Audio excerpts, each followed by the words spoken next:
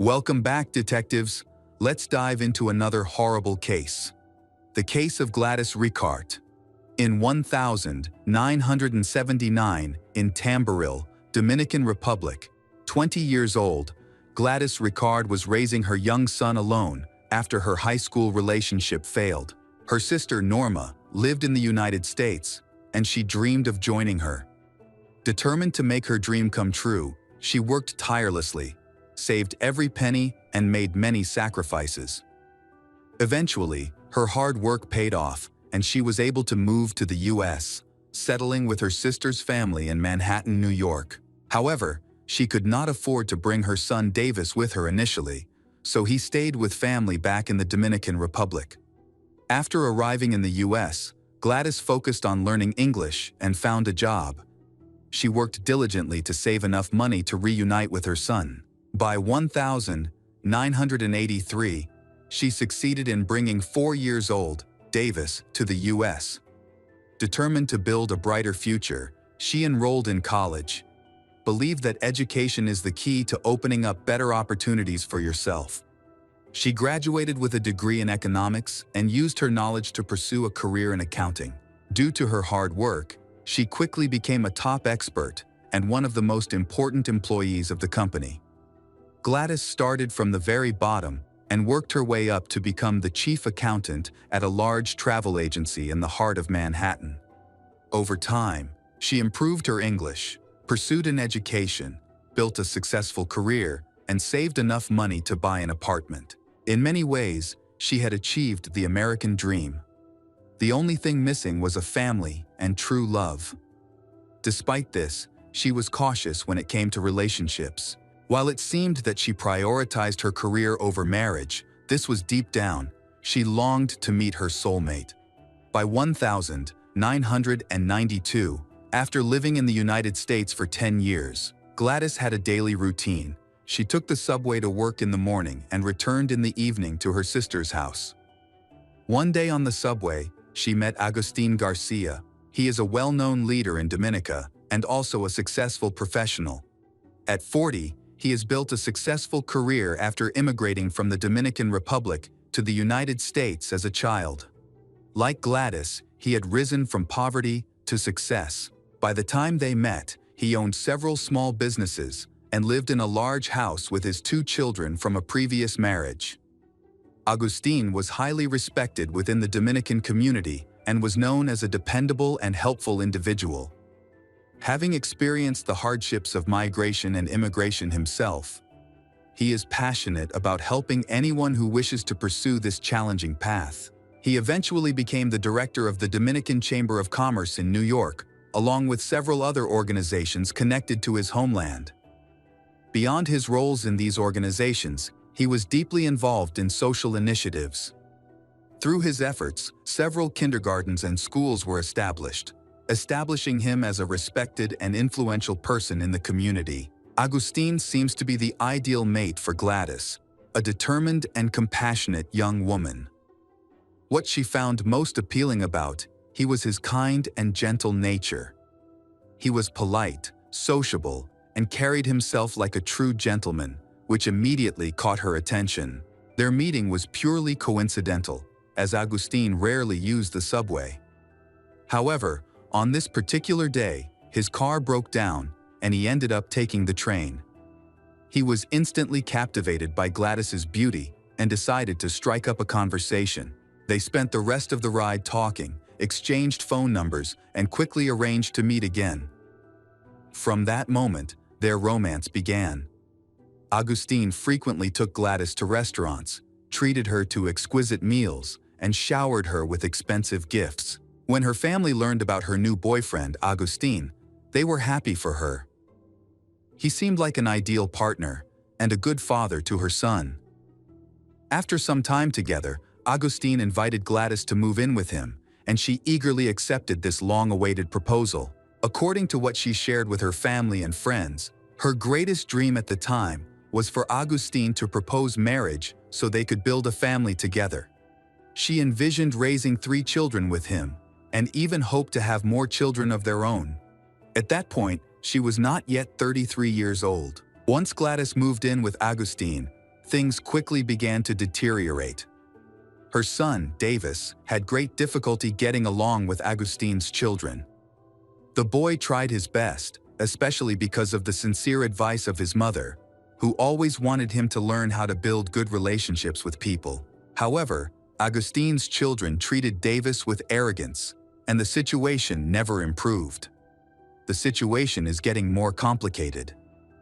Augustine consistently sided with his children, even when they were clearly in the wrong, which created strain in his relationship with Gladys. After 2 years of enduring such a life and constant arguments, she decided she didn't want to cause her son any more pain.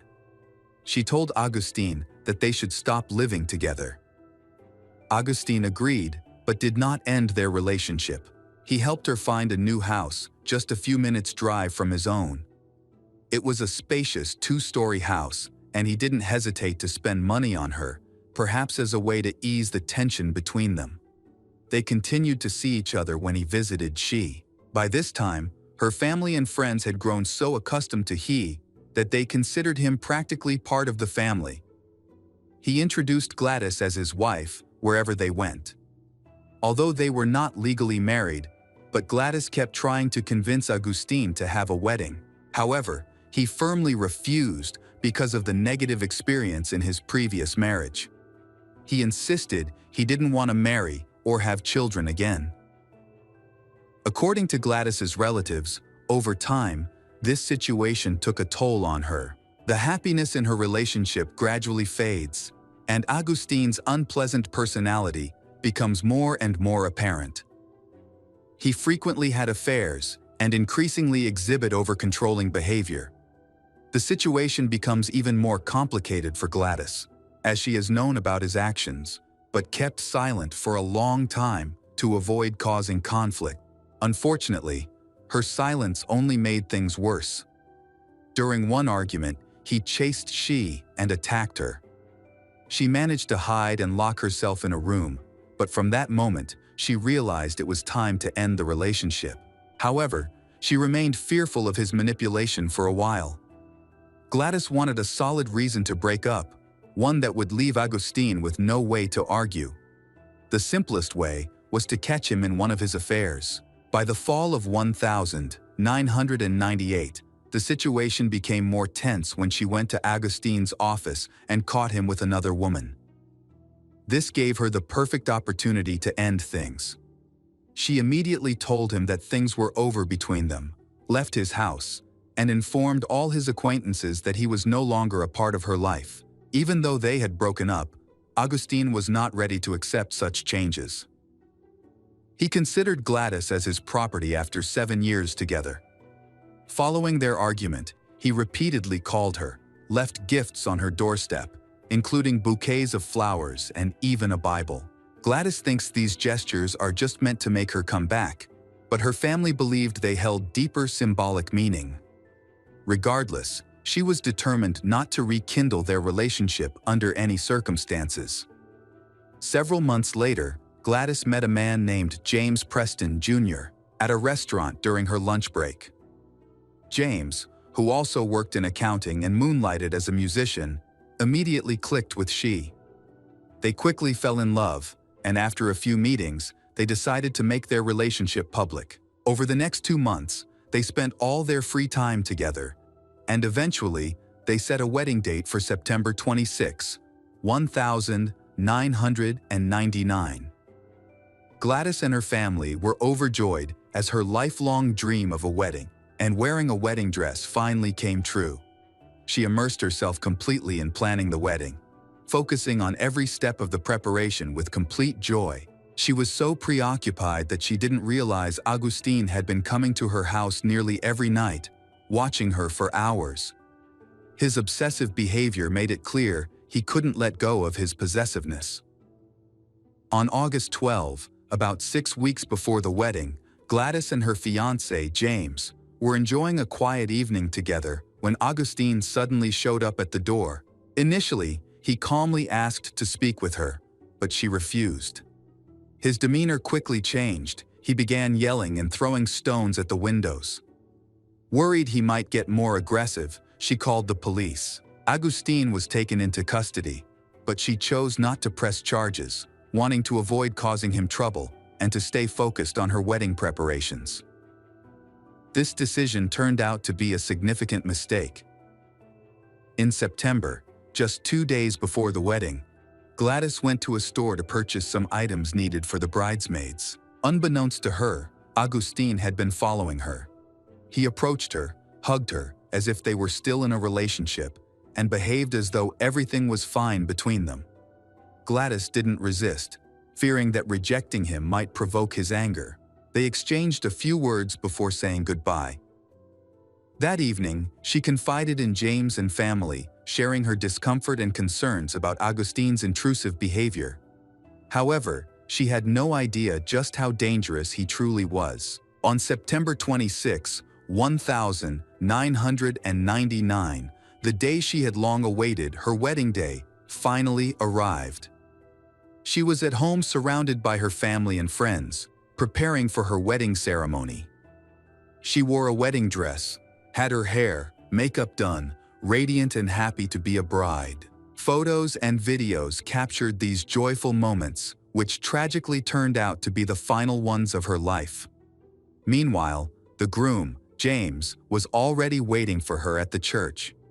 However, the joy of the wedding was spoiled when Agustin, who was watching her, suddenly appeared. He used violence to murder her, causing her instant death. When paramedics arrived, there was nothing they could do to save her. Her dream of a wedding was painfully unfinished. Agustin was immediately arrested and taken into custody without attempting to flee or resist. During his interrogation, he admitted to frequently driving past Gladys's house, claiming it was due to his sentimentality. On the morning of September 26, he was surprised to see a crowd of people dressed formally, along with several limousines parked outside her home. He claimed he had no idea she was getting married that day. After driving past the house multiple times, he eventually stopped in front of it. Still unsure whose wedding it was, he decided to go inside to find out. As Agustin got out of his car across the street, Gladys's brother, Juan, approached him cautiously, aware of his bad temper. Juan tried to convince him to leave to avoid disrupting the wedding. It was then that he realized she was marrying someone else, but he didn't show any reaction. Agustin claimed he had been invited to the wedding, so Juan did not stop him, and he calmly entered the house. No one objected to his presence. Initially, when questioned about the attack on Gladys, Agustin claimed that he had no memory of it. However, after a while, he confessed to the detectives. The next day, he was brought to court for a preliminary hearing where he faced the charges against him. During this hearing, he had the opportunity to plead guilty and avoid a lengthy trial. The bail was set at $5 million, showing that he is a major threat to the community. The attack quickly became a major focus of attention because of the extensive media coverage. Journalists raced to create sensational headlines, spread rumors, and even offer unsubstantiated theories. Images of the killer, Agustin, began to appear regularly on national news. The case's prominence attracted numerous lawyers, especially top lawyers, who want to use the trial to enhance their reputation and advance their careers. Agustin's trial was scheduled for October 2, 2001, allowing the defense nearly 2 years to prepare and build a more positive image for the defendant. The hired lawyers quickly engaged with the media, organizing press conferences and making public statements. Their objective was to influence public opinion about the crime by portraying Agustin as a victim. Their first move was to accuse Gladys's brother, Juan, and her son Davis of assaulting Agustin. They argued that there was no intention to kill Gladys, and her death happened accidentally when he defended himself from an attack by Juan and Davis. At the same time, the defense sought to discredit Gladys by accusing her of multiple betrayals.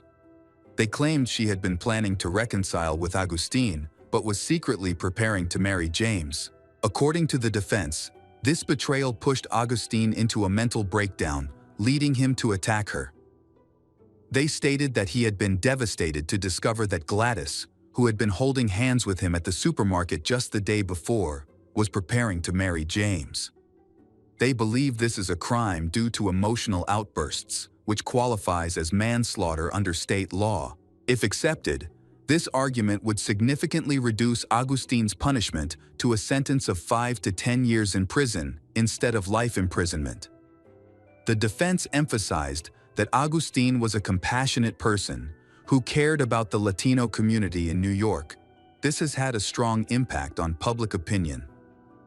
When false rumors began circulating that Gladys had been unfaithful to Agustine, her image in the public eye became negative. Some even believed that she deserved her fate. This was a devastating blow to her family. Realizing the immense damage caused by Agustine's legal team, her relatives started attending every press conference to protect her reputation. Gladys's family, siblings, and extended relatives denied the infidelity rumors, calling them malicious lies. They emphasized that the relationship between she and Agustine had ended long ago and could not be rekindled.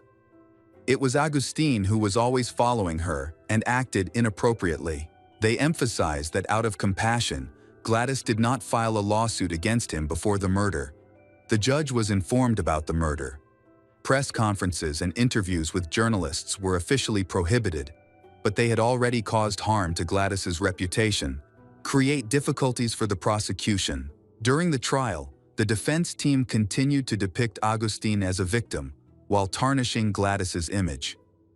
However, the prosecution has one big advantage: the attack and Gladys's death had been caught on camera. The opening part of the wedding ceremony and preparations were recorded, but Agustine hadn't noticed it. Before the trial began, only the judge was allowed to view the footage. The defense argued that showing the video to the jury was unfair and worked hard to block its usage as evidence. After lengthy deliberations, the court ruled that the video could be used, but only the part where Gladys was attacked. This was a 15-second clip, and the prosecution worried it wouldn't be enough to persuade the jury, particularly since the defense could argue the clip was taken out of context. This limitation gave the defense some opportunity to build their case. The defense argued that Agustine was forced to take up arms after being attacked by Gladys' brother and son, and claimed that Agustine's attack on Gladys was unintentional. Despite the objections of Gladys's family, the defense insisted that everything stemmed from her dissolute behavior. They presented several witnesses, including a neighboring family. The father and daughter testified that they had recently seen Gladys at Agustine's house and believed the two were still living together as a couple. In reality, Gladys had visited only to collect her remaining belongings. Through such testimony, the defense succeeded in making the jury sympathize with Agustine. However, the prosecution was prepared to counter these claims. The prosecution relied heavily on video evidence showing the crime. The video captured Agustine murdering Gladys in front of her family, including her son, shows that he did not act in self-defense. The footage shows that after he entered her home, no one attacked or threatened him, contrary to his testimony. However, he still attacked Gladys as soon as he entered. The prosecution argued this was a premeditated act born out of jealousy. The prosecutor's office attempted to counter misleading statements from defense attorneys who sought to portray Gladys as an immoral person. There was evidence proving that after the breakup, Agustine had stalked she for an extended period. All of her relatives confirmed this. Even her son was afraid of he, knowing how cruel he truly was. Agustine's kindness and selflessness were merely a facade, hiding his true sinister nature. For at least several months, he had been surveilling her and making unannounced visits. In his car, authorities discovered a list of license plate numbers belonging to cars parked near her house. He wasn't just spying on her. He was meticulously tracking everyone in her vicinity, likely to distinguish the neighbors' vehicles from the car of her future husband, James. During the trial, Agustine made an unexpected and controversial decision. He chose to testify on his own behalf before the jury. This decision significantly influenced the outcome of the case. In legal practice, Such a move can either be a strategic advantage or a disastrous mistake for the accused. The prosecution asked him to recount the incident that took place in the house. One would think he would tailor his testimony to fit the defense's arguments that he acted in a state of temporary insanity and was not in control of himself. He alleged that Juan and Davis attacked him, but this claim had already been disproven by video evidence. He also said that at that time, he lost of awareness and could not remember how he attacked her. However, he did not provide any evidence to support his claim of temporary amnesia. Although Agustin tried to show remorse and even shed tears, his actions were not convincing enough. For the prosecution, his testimony only strengthened their case, as it contradicted the defense's argument and offered no plausible reason for his actions. On February 1, 2002, Gladys's family awaited the final verdict. After a lengthy hearing, the jury deliberated and found Agustin guilty of premeditated murder. He was sentenced to life in prison with the possibility of parole after serving 30 years. Gladys was buried in her hometown of Tamboril in the Dominican Republic. Her body was brought home a week after her death and she was buried in her wedding dress. After his conviction, Agustin refused to speak publicly or give any opinion. A reporter later discovered that he turned to religion early in his imprisonment and began preaching to other inmates. Meanwhile, his lawyers fought for a reduced sentence, but several appeals were denied. Agustin remains in prison and will be eligible for parole in 2029.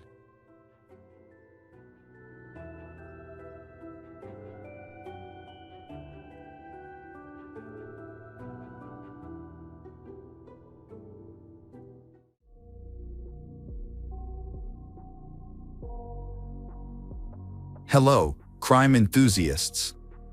Are you ready for another chilling investigation? The case of Marta del Castillo. Marta del Castillo was born on June 19, 1991, in Seville, Spain, to parents Eva Casanova and Antonio del Castillo. At the age of 17, Marta was a normal high school student like everyone else, then her life changed completely. On January 24, 2009, Marta was in the middle of a conversation with her best friend, Sylvia Fernandez. She abruptly ended the conversation, explaining that she had to leave quickly because her boyfriend, Miguel Carcano, was waiting for her downstairs. Marta told Sylvia that she needed to talk to Miguel to clear up some issues in their relationship and promised to fill her in on everything when she returned. Marta ran into her father in the hallway and he advised her against getting on Miguel's motorcycle. In response, Marta just gave her father a light kiss on the cheek. She left her home at 5:30 p.m., and as the hours passed and she failed to return, her family started to worry. Marta's mother reached out to several people, and they all gave the same answer: Marta was probably with Miguel, who would likely know where she was. However, when they tried to contact Miguel, he didn't answer their calls. As a result, Marta's father decided to visit Miguel's house. Despite ringing the doorbell multiple times, no one answered the door. They eventually got in touch with Samuel Benitez, a close friend of Miguel's who claimed to have seen Marta that night. According to Samuel, Miguel dropped Marta off at his house at midnight, which was plausible considering it was only 11:45. Marta's family became more worried, and at 2 a.m. that morning, they reported her missing to the police. At that point, they had no idea that Marta's disappearance would become one of the most highly publicized cases in the country's history. 4 hours after Marta's disappearance was reported, the police identified Miguel Carcano, Marta's boyfriend, as a suspect. Despite this, a third report was filed at 1:30 p.m. But the authorities failed to take immediate action.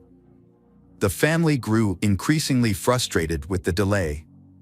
However, 17 hours after the initial request for help, the police initiated a search for Marta. As time went by, Marta's family took matters into their own hands and started collecting statements from Marta's relatives and friends. They also organized a press conference on January 27, 2009, and initiated a campaign to find her. A large protest took place in Seville the day after Marta's disappearance, with 2,000 people demanding her safe return under the slogan, "We are all Marta." A second demonstration on February 7 drew around 3,000 people, and the case received widespread media attention. After 21 days of searching, the police finally found Miguel Carcano on February 13. The 20-year-old confessed to Marta's murder and revealed that he had dumped her body into the Guave River near his apartment. However, he claimed he did not act alone and implicated Samuel Benitez as an accomplice in disposing of the body. Samuel accepted responsibility for his role in the crime.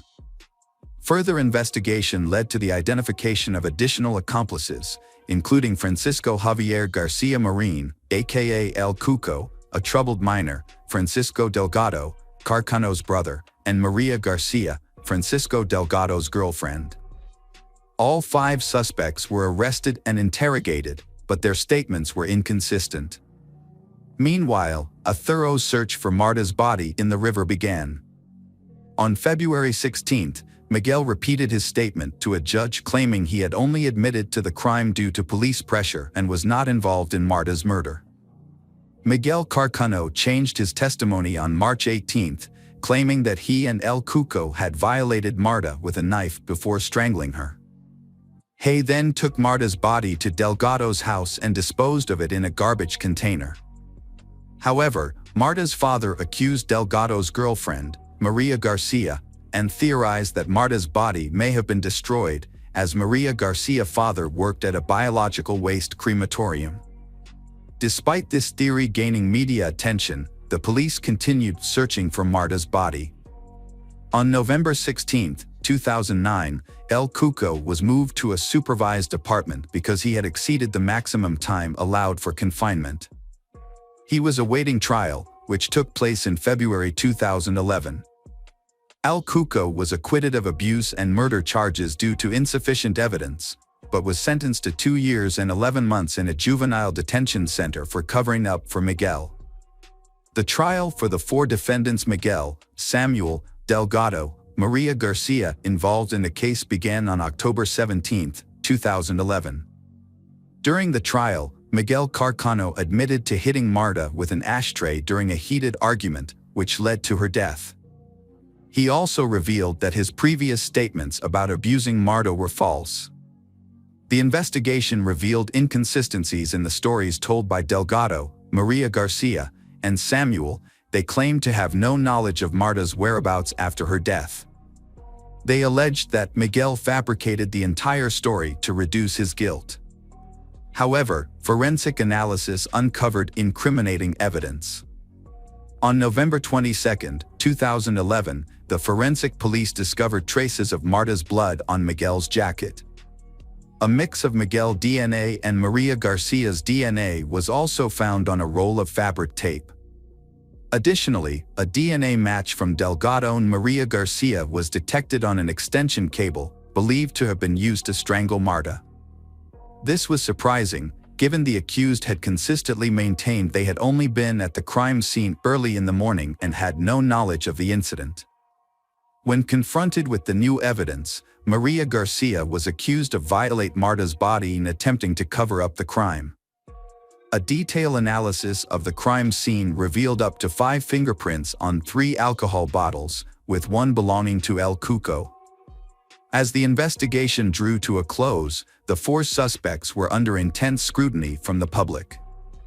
Their trials were heavily guarded by the police, and the prosecution presented a substantial case against Miguel, Samuel, Delgado, and Maria Garcia. The trial involved 90 witnesses, including national police officers and experts. The prosecution also presented 30,000 pH monitorings, crime scene photographs, DNA evidence, and other items found at the house on Leon 13. The trial sparked a massive public outcry, drawing large crowds that pushed against the police barrier. The public requested to view Marta's body and also wanted to catch a glimpse of Miguel, the accused. Despite Delgado and Maria Garcia attempting to conceal themselves with hats and sunglasses, however, they were still unable to escape the crowd's attention. A woman approached them, shouting insults, while others tried to remove their sunglasses and pushed them forward, forcing them to reveal their faces to the surrounding crowd. During the trial, El Cuco's mother gave an interview with her face covered, insisting on her son's innocence and stating that neither she nor El Cuco had any knowledge about Marta's body. Despite being labeled a liar by journalists, she received €10,000 for the interview. A key witness then came forward, a taxi driver who had given Delgado a ride on the night of the crime. The driver explained that he had been extra cautious with his passengers, as a colleague had been murdered recently. He recalled picking up a bald, bearded man matching Delgado's description, who had a plastic bag and stared at him intently. The driver stated that he dropped Delgado off on Leon's 13th Street, exactly where the crime took place, and charged him €8 for the ride. However, Delgado's defense lawyer questioned the driver's statement, pointing out that the fare for the 2-kilometer ride should have been €5, not €8, which cast doubt on the driver's testimony. Marta's parents took the stand and described the immense pain they were experiencing due to the situation. They had to quit their jobs, start taking psychiatric medication, and even develop depression. Their other 2 daughters, Marta's sisters, were also going through a terrible time. The jury's verdict in January 2012 did not bring the family the satisfaction they were hoping for. Miguel was the only person responsible for Marta's murder and was sentenced to 21 years and 3 months in prison. Additionally, he was banned from living in the city where Marta's family resides for the next 30 years. He had to pay part of the trial costs and compensate Marta's parents with €280,000 for the moral damage caused by her murder and disappearance. Each of her sisters was also awarded €30,000. In contrast, Delgado and Samuel were released due to lack of evidence placing them at the crime scene at the time of the murder. However, the following year, they demanded that Marta's family pay for the trial costs, adding to the family's distress. Marta's father expressed his intention to seek justice beyond Spain's borders, as he believed the country's system was outdated. He even considered taking Marta's case to Strasbourg, home to the European Parliament and the European Court of Human Rights. In December 2011, Marta's mother wrote a heartfelt letter to Miguel, who was in prison at the time. She asks him to return Marta's body so they can end the long suffering they have endured. She longed to give Marta a proper burial, where she could visit her, bring flowers, and talk to her. Unfortunately, the letter went unanswered. On January 24, 2012, 3 years after Marta's disappearance, demonstrations took place in various Spanish cities and towns, demanding justice for the young girl. As a result, Miguel faced threats from fellow inmates and attempted to take his own life. He was then transferred to a specialized therapy unit where he had limited contact with the outside world, including no visitors or phone calls. During his imprisonment, Miguel created multiple versions of the crime, with as many as 7 different accounts. This led to several lawyers withdrawing from his case due to inconsistencies. In his latest testimony, presented in 2013, he implicated someone close to him as the perpetrator of the crime. Miguel described an argument between him and his brother, Delgado, over the mortgage for their house at Leon 13. The dispute began when Miguel sent a letter to the family stating that he no longer wanted to cover for Delgado. Miguel stated that a disagreement over a fraudulent loan led to a physical confrontation. The situation became violent and Delgado allegedly threatened his younger brother with a weapon. When Marta intervened, she was fatally struck with the butt of Delgado's gun. After the incident, Delgado made a phone call, but the recipient and the content of the conversation are unknown. Delgado then left the house, leaving Marta's lifeless body behind. El Cuco arrived, and Delgado asked for his help in disposing of the body. They used a wheelchair to transport the body to the Mahala farm in Laneda, where they buried it Marta. At first, Marta's parents believed Miguel's story and were grateful to him for telling the truth. They requested that the investigation be reopened, this time focusing on Delgado. However, the prosecution and the judge did not find Marta's statements credible. Marta's father visited Miguel in prison, asking for his cooperation in finding Marta's body. In exchange for Miguel's help, Marta's father offered him a deal. Upon his release from prison, he would give Miguel the house located at Lawn 13, which he had previously purchased. The search for Marta's body became one of the most expensive in the country's history, involving extensive land and sea searches. It seemed impossible for Miguel, Samuel, and another person to transport Marta's body on a motorcycle without incident. During the reenactment, the body fell off the moment the engine started. After Miguel claimed that the body was thrown into a trash bin, the search shifted to the local landfill, which receives all the area's waste. In order to find any relevant clues, the search team estimated that they would need to remove approximately 40,000 tons of waste from the landfill due to the large amount of time that had passed since Marta's disappearance and the massive amount of waste at the landfill. The search for Marta's body lasted 32 days but was unsuccessful. Miguel, the accused, gave investigators 4 different locations where evidence might be found, leading to multiple new searches. However, the searches were hindered by a lack of funds, and at one point, the then Interior Minister Alfredo Perez had to pause the search due to financial constraints. In April 2013, Miguel pointed to Delgado as the real murderer and provided another location where Marta's body could be found, this time near the city of Lake, Canada. Despite having lost credibility due to his previous false versions, a new search was conducted. Miguel went with the police to the area and gave them a general idea of where he claimed to have buried Marta's body in 2009, along with Delgado. The police excavated the soil of 6 farms, focusing on areas with recent earth movements. A total area of 10,000 square meters was scanned, but unfortunately, nothing was found. All the searches were unsuccessful, and at the request of Marta's parents. The search was halted until 2015. The public ministry requested that the defendants compensate the Ministry of the Interior for the costs incurred during the search, amounting to $66,329. In a new development, an individual named Oscar, who claimed to be a criminal, approached El Cuco's, Rosalia mother, and pretended to seek a confession. However, his actual intention was to infiltrate and secretly gather information. Over time, Oscar and Rosalia developed a close relationship, meeting every 2 or 3 days and speaking daily on the phone. Rosalia trusted Oscar enough to give him the keys to her house, and they shared secrets and took long walks on the beach together. He gained her trust and affection. Oscar even convinced Rosalia that they would leave the country together once her son's, El Cuco situation was resolved. Meanwhile, Oscar secretly recorded 600 hours of conversations between Rosalia and those around her over a period of 2.5 years.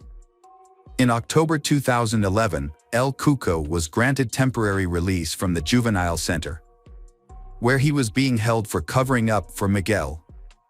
During one conversation, Oscar asked El Cuco if he thought the police were following him. El Cuco replied that were, and that the police were trying to find out where they had hidden Marta. This statement incriminated El Cuco and revealed his involvement in Marta's disappearance. Realizing his mistake, El Cuco quickly tried to retract his statement, claiming he had done nothing wrong. Oscar played along as if he hadn't noticed. However, in other recordings, El Cuco made fun of the police's efforts to find the body, and Rosalia criticized the investigators for not examining her phone records closely. Although Oscar worked diligently to record conversations, the 600 hours of recorded material was not presented as evidence in court. It wasn't until 13 years after Marta's disappearance, in 2022, that the recordings led to results. On May 26, 2022, a large crowd of mostly neighbors from Marta's family gathered outside the courthouse to demonstrate their support for a new trial. Rosalia and El Cuco arrived at the courthouse, protected by police. El Cuco was fully covered, wearing a hoodie, sunglasses, gloves, and a mask. Rosalia wore sunglasses, a mask, and a headscarf. In 2011, El Cuco claimed he wasn't at the scene of the crime on Lyon 13th Street. El Cuco said he had gone home around 11:30 p.m. with friends and met his mother's partner, Oscar, who was taking out the trash.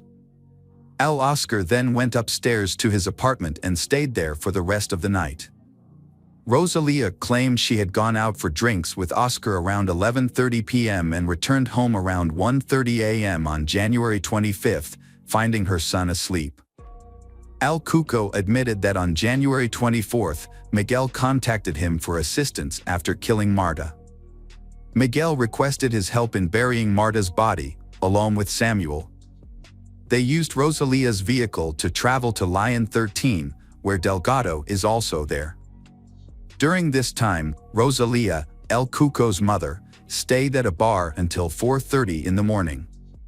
Upon returning home, she found her son missing. In the end, El Cuco and Rosalia were charged with perjury for hindering prosecution. As a result, El Cuco and Rosalia were sentenced to 2.5 years in prison on June 9, 2022. The judge also imposed a fine of €1,144 on each of them, as well as ordering them to pay €30,000 in civil liability to Marta's parents. Despite the sentencing and fines, Marta's parents were more concerned with finding their daughter's body than seeking monetary compensation. In the same year, the investigative judge allowed an expert to access the mobile phones of Miguel and Marta. Notably, Miguel gave his consent for his phone to be examined, believing it would reveal evidence pointing to Delgado as the actual perpetrator. The primary objective of the investigation was to locate Marta's body, which remained missing. 13 years after Marta's murder, the civil court decided to close the investigation into the search for her body in November 2022. The court declared the investigation period had expired because no new significant evidence had been found. Marta's parents eventually accepted that Miguel would never disclose the location of their daughter's body.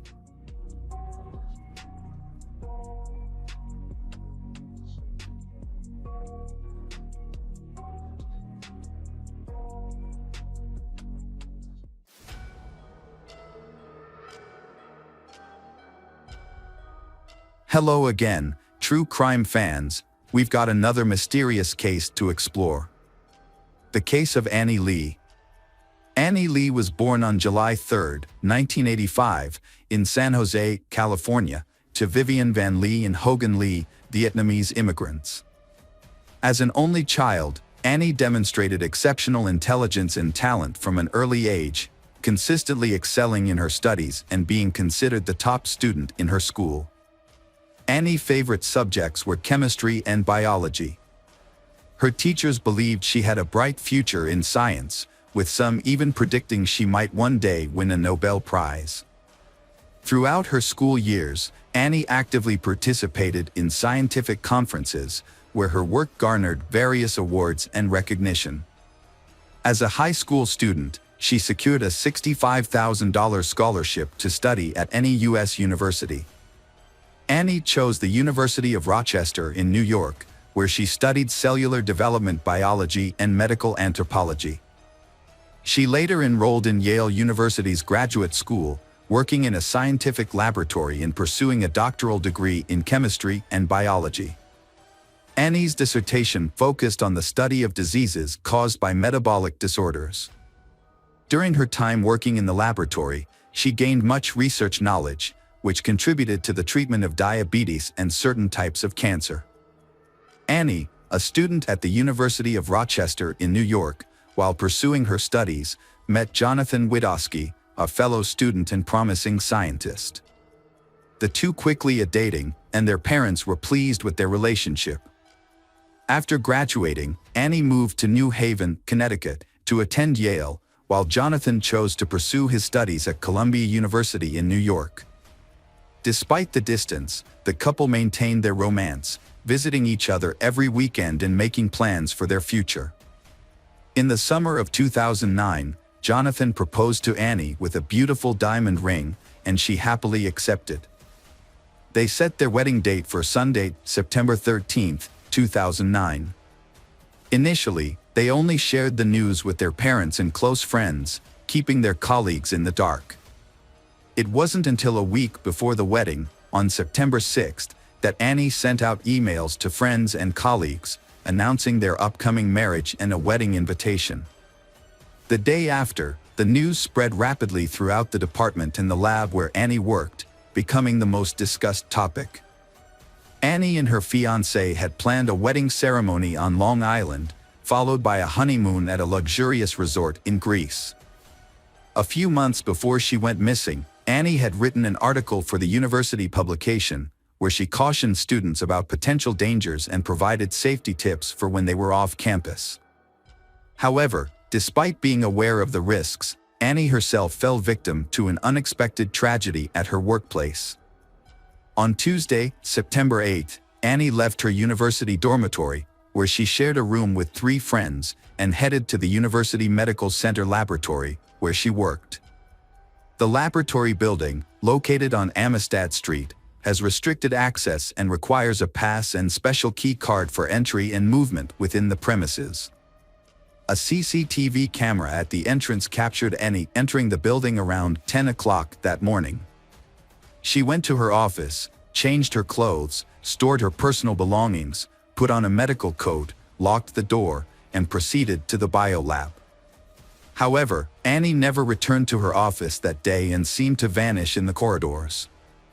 Unfortunately, no one ever saw her alive again. On the evening Annie went missing, her dormitory neighbors were the first to discover the incident. They had grown accustomed to Annie's punctual nature, as she usually returned home at the same time every day. However, as midnight approached and she failed to return, her friends began to worry. Their concerns deepened when they were unable to reach Annie on her phone. Deciding to take action, they reported her disappearance to the police. Upon investigation, it was discovered that Annie's parents and fiancé had also been unable to contact her that night. Initially, they had assumed she was working late due to her heavy workload and would call them back when she was available. When the police arrived, they weren't too worried. They had heard what had happened and assumed that Annie was nervous before the wedding and needed time to calm down. However, their opinion quickly changed after examining Annie's office and reviewing the CCTV footage. They also tracked her movements within the building using her key card. The evidence revealed that Annie had entered the building in the morning but never exited. Her personal belongings, including her clothes, bag, wallet, and cell phone, were still in her office. Despite an extensive search, no sign of Annie was found, leaving behind only the unsettling feeling that she had vanished into thin. The disappearance of Annie Lee, a graduate student, led to an extensive investigation by the Federal Bureau of Investigation. Those who knew Annie personally described her as intelligent, kind, cheerful, and energetic, with no known enemies. Her family and fiancé anxiously waited for news, hope she will return safely. However, detectives were less optimistic, concluding that it was likely she was no longer alive.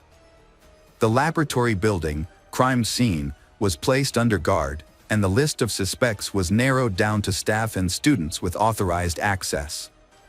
The university atmosphere was tense, because everyone realized that the killer might be somewhere nearby. Annie's fiancé, Jonathan, who had flown in from another state, was questioned but had a solid alibi. Despite this, he was visibly shaken and on the verge of a nervous breakdown, deeply concerned about Annie's disappearance. Among the suspects, one is Annie's teacher. On the day she disappeared, he canceled his lectures for unknown reasons and had no alibi. Although his was initially questioned, after the police still believed the perpetrator was likely someone from Yale University's laboratory, either a student, faculty member, or staff. A disturbing detect was found on September 12, providing the first evidence that Annie was no longer alive. A medical coat stained with blood was discovered hidden behind a false ceiling in an auxiliary room of a building. The coat did not belong to Annie, but further examination revealed that the blood on it was indeed hers.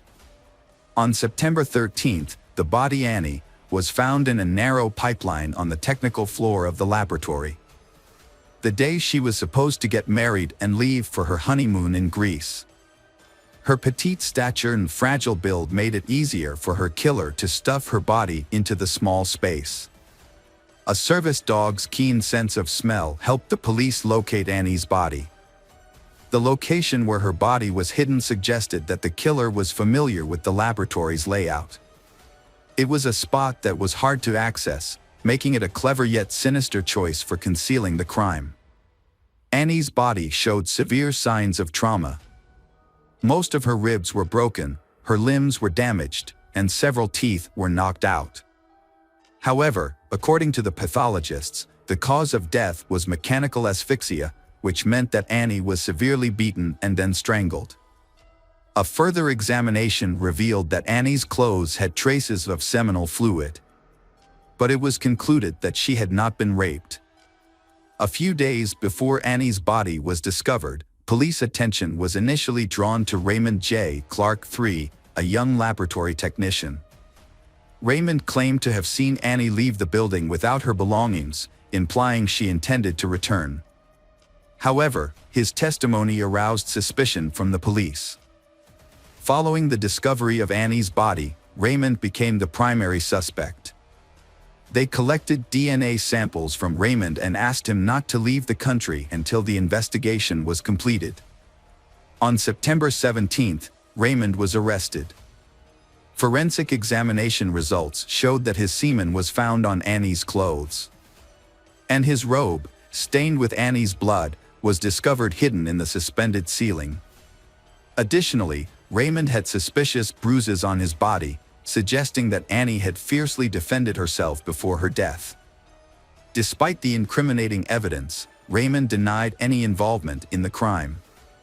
Further investigation showed that Raymond was a very hot-tempered person, easily angered and often had workplace conflicts. He frequently engaged in verbal altercations with colleagues and had a reputation for being cruel, having physically abused women he had relationships with in the past. Raymond did not excel academically, but he stood out as a promising athlete in school. He is known for his handsome looks and has a strong appeal to women. However, he was unable to get into university due to poor grades. Fortunately, with the help of some relatives, Raymond secured a job at a laboratory, starting as a janitor and eventually working his way up to become a technician. During this time, Raymond was in a relationship with a woman named Jessica Del Rocco. However, their relationship was tumultuous, and Jessica later testified against Raymond in court.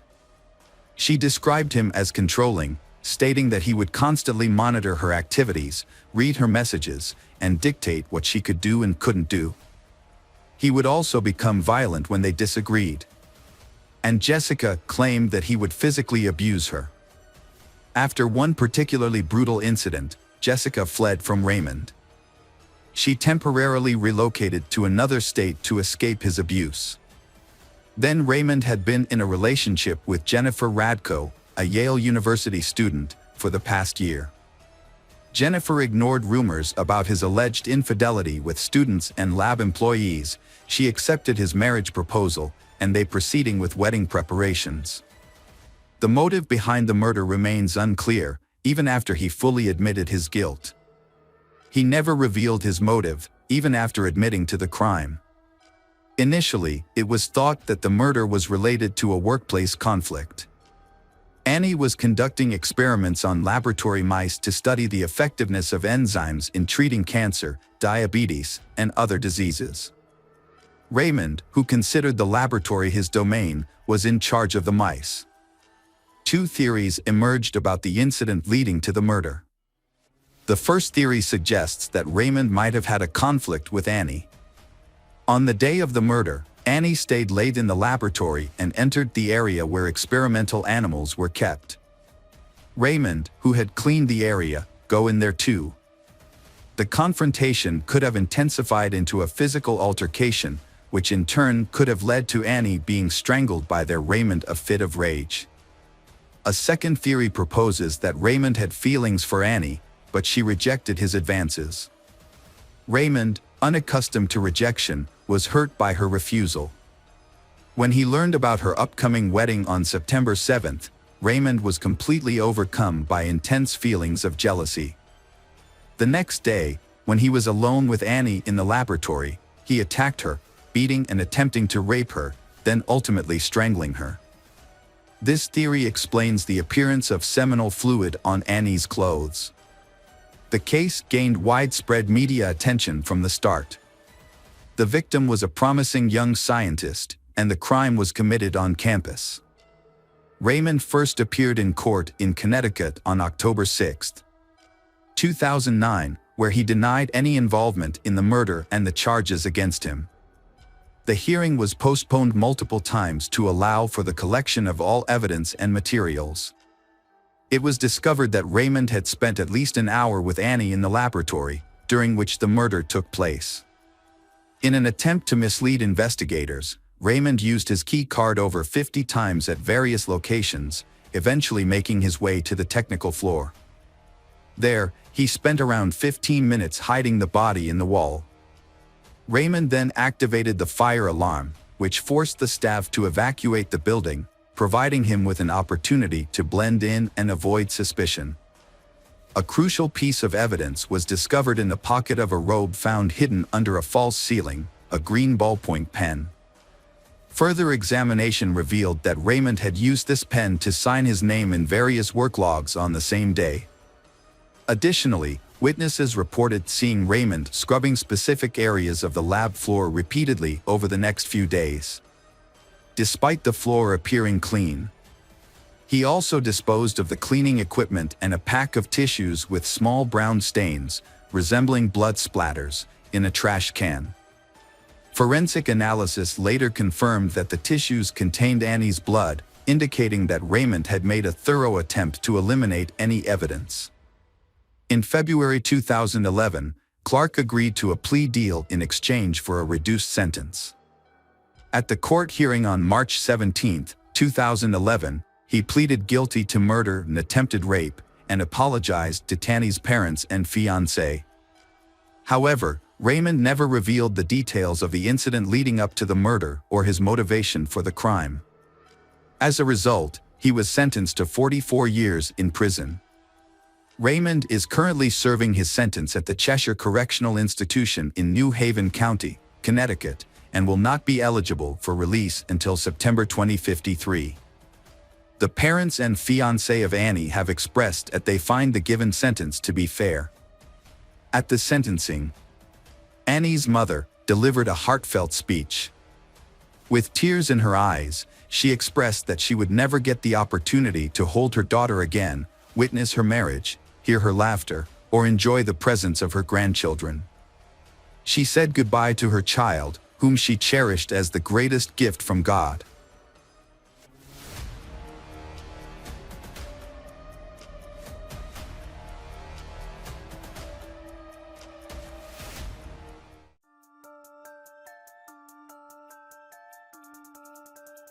Hello again, true crime fans. We've got another mysterious case to explore. The case of Greg Mulvihill. Greg Mulvihill and Diana met on a dating website in 2005. Both living far from their families, they decided to move to San Diego together. Diana had been passionate about fitness since she was young, playing sports in high school and eventually becoming a triathlete as an adult. Their love of the outdoors and fitness brought them closer together. 2000s, Diana and Greg both were highly skilled professionals and achieved great success in their careers. Diana was considered extremely trustworthy by her peers. Diana and Greg first met in 2005 and 2 years later, they decided to get married, marking the beginning of their new life together.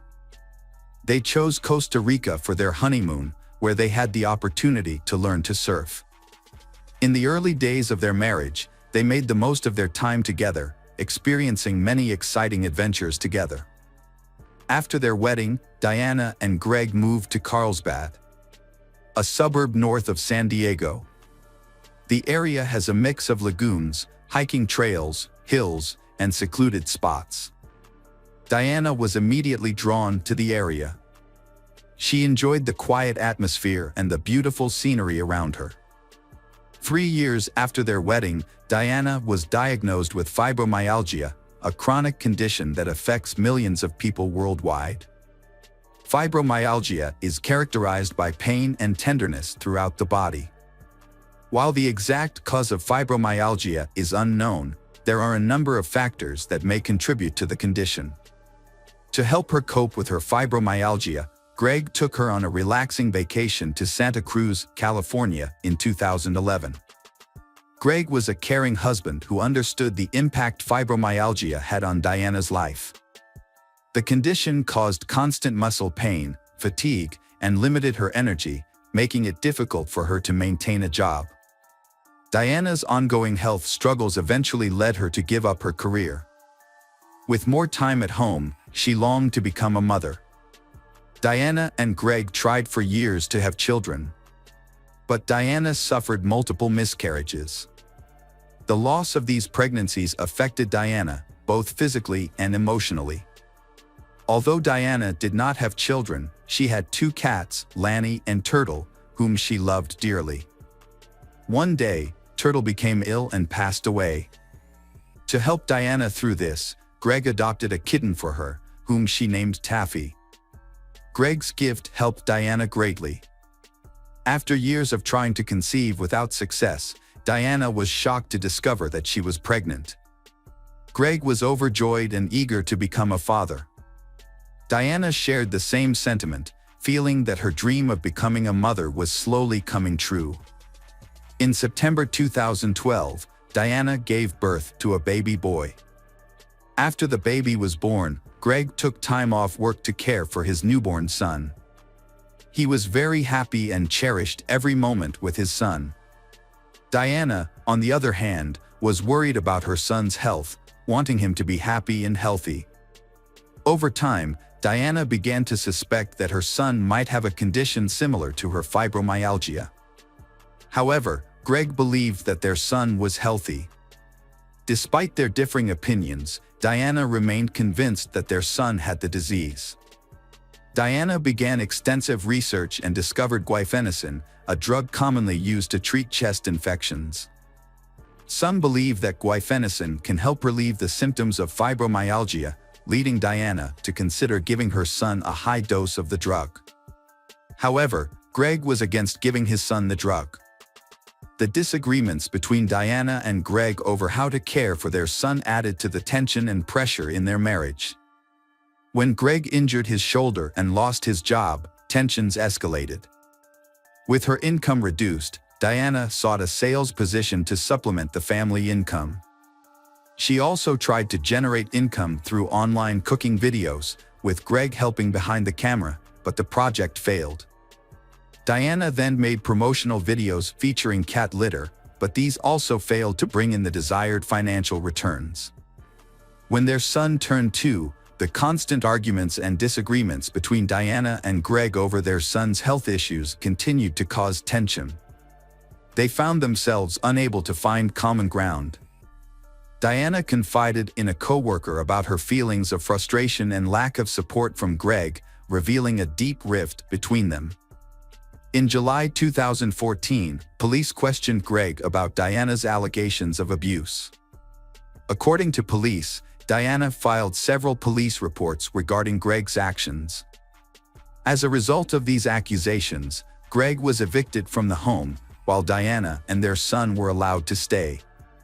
Diana confided in a friend about Greg's abuse, saying that the incident occurred while she was sleeping. According to Diana, her medication made her drowsy, and when she woke up, she found Greg touching her without her consent. Additionally, Diana accused Greg of sexually abusing their son. These allegations led to the involvement of Child Protective Services. Greg denied the allegations, believing that Diana fabricated the complaints because he disagreed with her about their son's health status. In response, Greg filed for divorce and sought custody of their son. The police searched for evidence to support claims of abuse against Greg and his son. Ultimately, a judge ordered both Greg and the boy to undergo psychiatric evaluations. After an investigation, the evaluations found no evidence of child abuse by Greg. Additionally, the police found no evidence that Greg had assaulted Diana. As a result, the charges against Greg were dropped and he was given custody of their son, a decision that upset Diana. In a subsequent settlement, Diana agreed to live in their home and compensate Greg for his share of the property. On September 1, 2016, the Carlsbad Police Department received a call from Jason Kovac, a close friend of Greg's. Jason reported that Greg had been shot multiple times and was losing a lot of blood. At the time Jason called 911, a Carlsbad police patrol officer was nearby. When they arrived, the officer found Jason and Greg on the side of the road. Jason explained to the officer that the shooting had occurred about a half-mile away from their current location. The officer quickly realized that waiting for an ambulance would put Greg's life in greater danger. In order to get Greg to the emergency room as soon as possible, the officer placed Greg in the back of his car and took him to the hospital. Meanwhile, just minutes later the officer had surrounded the area and began searching for the shooter. Despite their best efforts, they were unable to locate the shooter. At the hospital, doctors immediately rushed Greg into emergency surgery, where they discovered he had a gunshot wound to the chest. Greg survived the surgery, however. He was placed on life support and was expected to regain consciousness on his own. The police spoke to Jason about the incident. Jason, willing to share what he knew, explained that Greg had called the night of the incident. He told Jason that he had received a call from a private investigator who said to have important information for his upcoming divorce and custody battle with Diana. The anonymous inspector provided a specific time and place to meet. Initially unsure about the phone call, Greg's curiosity eventually won out. Greg then asked Jason to come to the agreed location with him. Concerned for Greg's safety, Jason agreed, and they prepared by bringing flashlights and baseball bats for protection. Greg and Jason arrived at the remote location indicated by the mysterious caller, but the darkness made it difficult to see. There were no street lights, making it extremely dark. The caller informed Greg that the package containing the documents would be attached to a large utility pole. Upon discovering the package, Greg approached the pole while holding a flashlight, slowly scanning the surrounding area with the light. Jason noticed that Greg's flashlight suddenly focused on something in the bushes. Greg immediately yelled, "Gun!" A gunshot rang out, causing Greg and Jason to quickly flee the scene. Bullets whizzed past their heads as they ran toward their car. When they reached the car, Jason realized that Greg had been shot. Jason quickly called 911, but was unable to provide a detailed description of the shooter to the police. However, he was able to lead them to the exact location of the shooting. During the investigation, police searched the area where the shooting occurred and focused on a utility pole, as the caller had told Greg to retrieve a package from that location. Near the pole, police discovered a neatly folded towel. Police found this suspicious and wondered if someone had intentionally left the towel behind to trick Greg into thinking it was a package he was supposed to retrieve. According to Jason's testimony, he reported hearing up to 6 gunshots at the scene, but police were unable to find any shell casings or weapons. The lack of forensic evidence led investigators to believe that the shooter may have had extensive experience and knowledge of weapons, allowing them to avoid leaving any evidence of the crime. As police searched the area where Greg was shot, they noticed a distinct smell of feces in the air. Further investigation revealed a pile of feces along with a towel nearby, which appeared to have been used to clean up after someone had defecated. Both the stool and towel samples were preserved and sent to the crime lab for forensic analysis in an attempt to find clues or potential evidence related to the shooting. However, the process of collecting DNA evidence is time-consuming, and it took up to a month to develop a DNA profile from the stool and towel samples. While waiting for the DNA results, the police continued their efforts to find the shooter. They examined all available evidence, followed up on potential leads, and thoroughly investigated several individuals. The police focused on Greg's estranged wife, Diana. The police asked Diana to come to the police station for questioning. They wanted to know if she knew of a private investigator who had worked with her husband, Greg, on matters related to their divorce. Diana claimed that she knew nothing about the detective and said that she no longer spoke to Greg.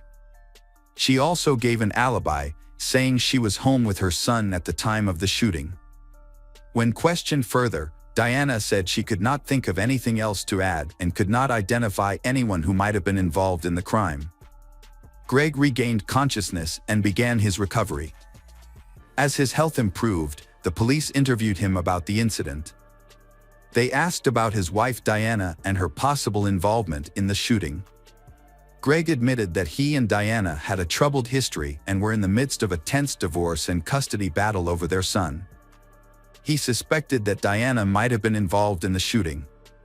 Greg also said he had no enemies and did not know who might be behind the shooting.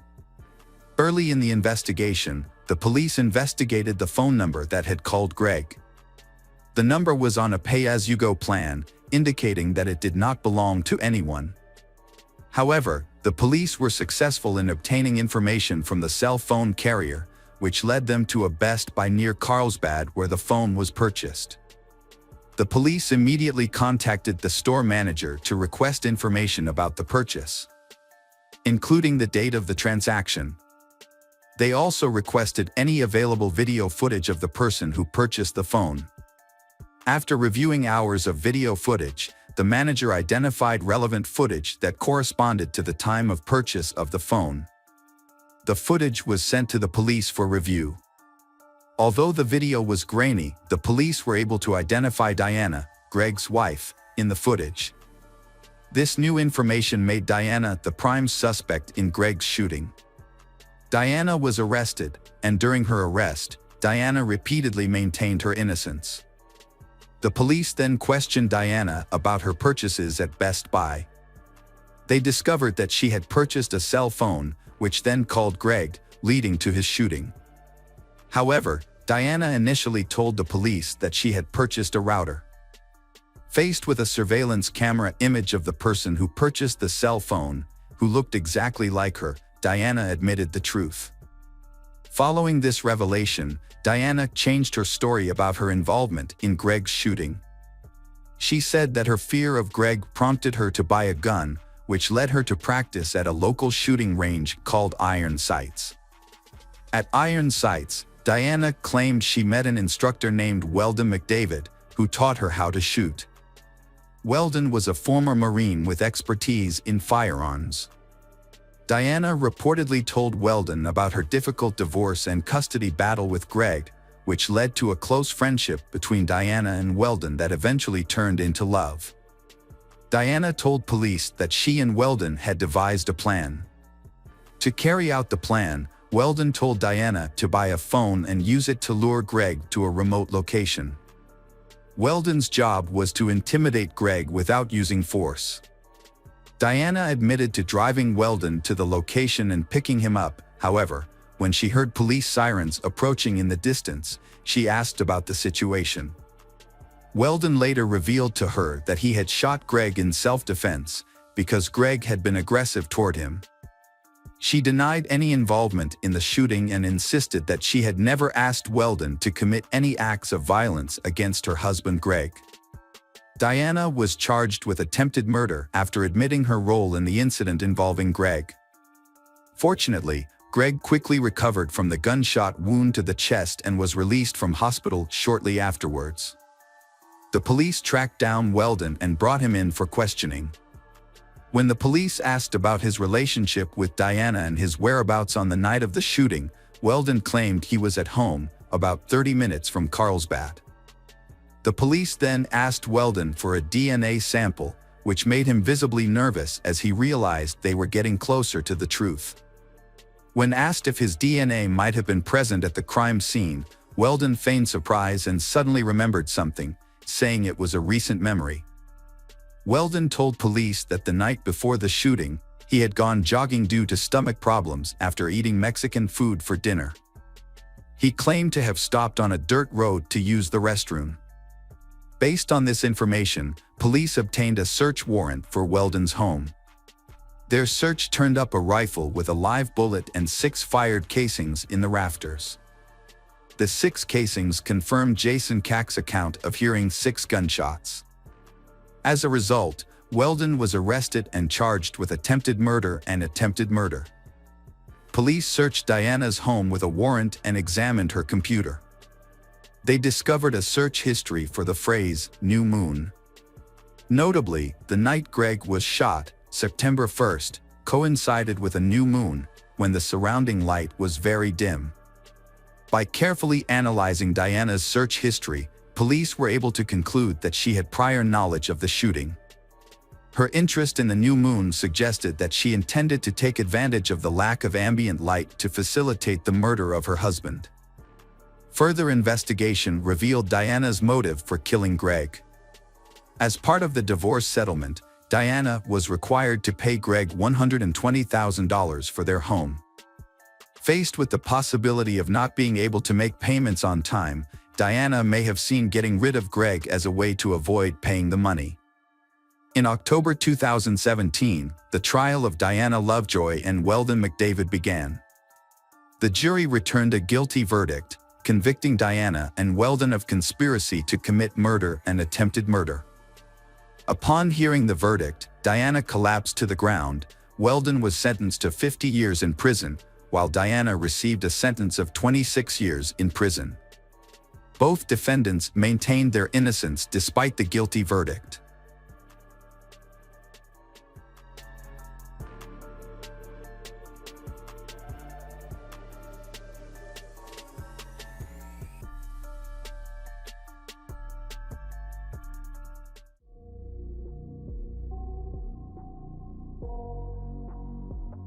Hello again, true crime fans. We've got another mysterious case to explore. The case of Ilona Flint. On December 23, 2013, 22-year-old Ilona Flint finished her shift at a shopping center store, where she often worked late during the Christmas season. This night, she left work just after midnight, expecting her boyfriend to pick her up from the parking lot. However, he did not arrive and did not respond to her messages. Concerned, she reached out to her boyfriend's brother, whom she got along with well, and asked him for a ride home. He agreed to help her, but unfortunately, they never made it home. On that fateful night, a dangerous criminal chose to practice his murderous skills by targeting the Belvedere family. This decision led to a terrible tragedy. The Belvedere family was well respected and had a reputation for being good, honest, and crime-free. Ilona had just moved to San Diego, California, where she was lively, energetic, and determined. Love had blossomed between her and Gianni Belvedere, and they had announced their engagement shortly before the tragedy. They loved each other and were eager to start a family together. Gianni's parents had become very close to Ilona. They treated her like their own daughter, and they had a wonderful relationship from the very beginning. All of this contributed to their belief in a bright future for the couple. Not even their brightest dreams could protect them from the violent criminals of 2013. A shooting broke out in the parking lot of the Minville Shopping Center in San Diego. One of the store employees noticed a suspicious person and called the police. Before that, Ilona Flint frantically dialed 911, telling the dispatcher that a stranger was threatening her. The driver of the car she was in was her boyfriend's 2-year-old brother, Salvatore Belvedere. Suddenly, the call with Ilona was interrupted. The dispatcher sent patrol officers to the area to investigate. In just a few minutes, the patrol arrived at the incident scene. Inside the car, they found Ilona and Salvatore unconscious. Ilona was slumped in the front passenger seat, and police identified 2 gunshot wounds on her body, one in her chest and another in the back of her head, which was fatal. Despite brief tries to revive her, it became evident that Ilona would not wake up. Doctors later confirmed her death, noting that the assailant had shot both her and the driver while Ilona was on the phone. During the call with the dispatcher, no background noise or gunshots were heard. Police reviewed the call recording and interviewed the witness who reported the incident. She also did not hear any loud noises. As a result, police believe the attacker used a pistol with a silencer. The investigation confirmed that the assassin had a .22 caliber pistol. The boy, Salvatore, was in critical condition after being shot in the face, right between the eyes. When police arrived, he was still alive and was rushed to the hospital. Despite the doctor's efforts to save him, he fell into a coma and died 2 days later. This left the police without any valuable information from him. Forensic experts started by examining the vehicle where the Ilona and Salvatore were shot. Sadly, they found no evidence of a third person either inside or outside the car. They discovered that the vehicle in which Ilona and Salvatore were found belonged to Leonardo Belvedere, Salvatore's father. Police intended to inform the car owner about the tragic incident and also wanted to speak with Gianni, Ilona's new fiancé. However, they could not find Gianni at his home. Leonardo went to the shopping mall where the incident occurred and waited for news of Gianni. Leonardo was the first to notice that something was wrong. Gianni usually arrived at the mall early and waited for Ilona in the parking lot, so his absence caused concern. Leonardo tried to call him, but Gianni did not answer any calls or messages, which was completely unlike him. This unusual behavior prompted Leonardo to go looking for his son. The police issued a notice for Gianni in his green Toyota Camry. There was suspicion that Gianni was involved in the murder of Ilona and her brother Salvatore, possibly due to a conflict between young people that led to the tragedy. The search for Gianni in his car began throughout the city, as the police had a number of questions for him. They needed to determine if his girlfriend Ilona had any disputes with anyone that could have endangered her life. And they also needed to confirm his alibi. To get those answers, the police had to speak directly with Gianni. The first clue had emerged. Police had received information from dispatchers that could lead to a suspect. Police learned that shortly after Ilona contacted emergency services, a mall employee had called to report seeing a suspicious vehicle with an unknown man standing next to it. The man, who appeared to be of average height, was standing behind the driver's side window of the one vehicle. Although the witness did not hear any gunshots, screams, or signs of a struggle, she found the man's behavior unusual. He made some strange gestures before quickly returning to his car. Fortunately, the witness had taken a good look at the vehicle and provided police with a detailed description. The vehicle was very similar to the one Gianni had been driving when he went missing. At this point, police began to consider Ilona's fiancé, Gianni, as a prime suspect, as he was likely present at the crime scene. Police obtained surveillance footage, which further strengthened their belief in the reliability of an eyewitness account of the shooter.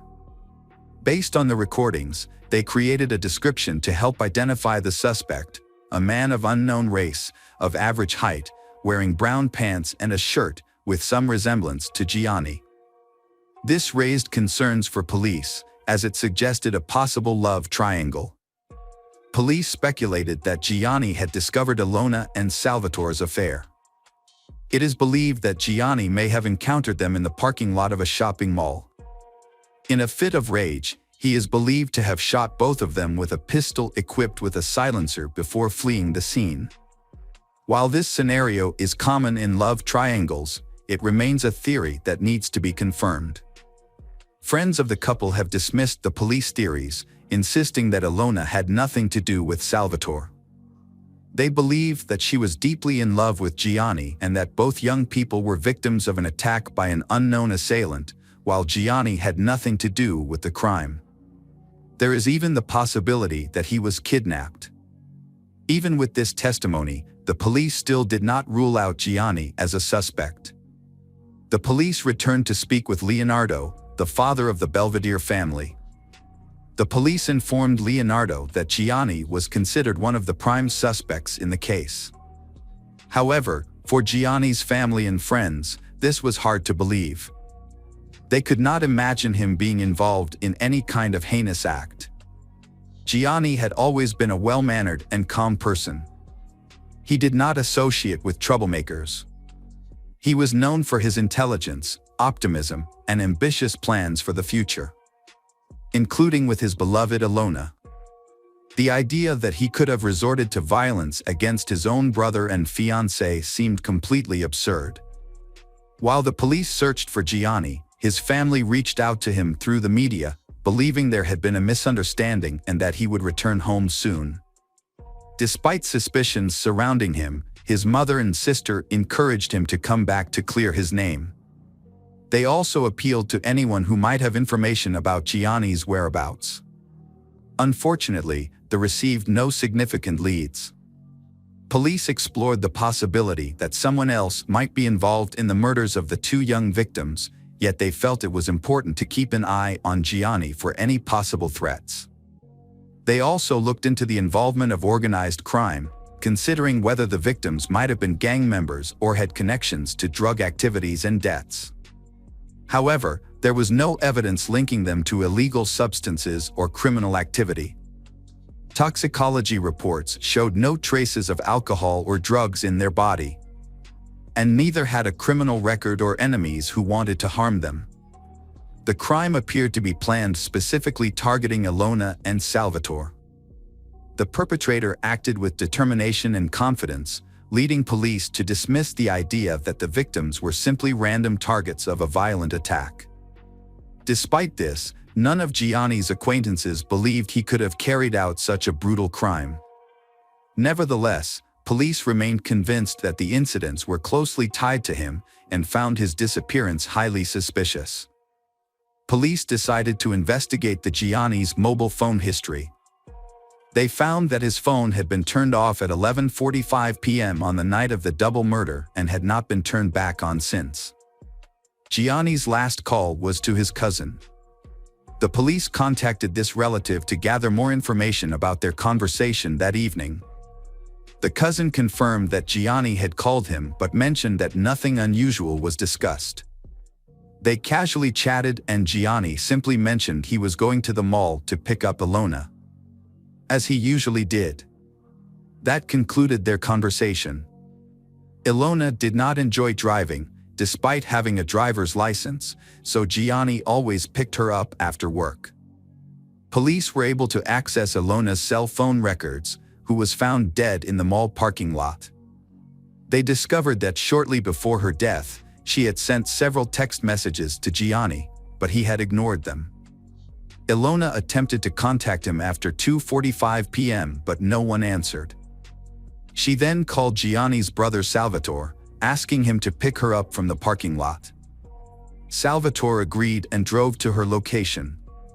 It was revealed that they had been in a car in the parking lot from midnight to 1 a.m. Ilona was very worried about Gianni, prompting her to call friends, acquaintances, the local hospital, and the morgue to find him. This behavior was unusual for her, suggesting that she was increasingly worried that he might have had an accident on the way to the mall. On January 17, 2014, the police received an important tip in the case. A witness reported seeing a suspicious car parked near her home for an extended period. The abandoned vehicle was identified as Gianni's Toyota Camry, located in a remote area of Riverside, San Diego.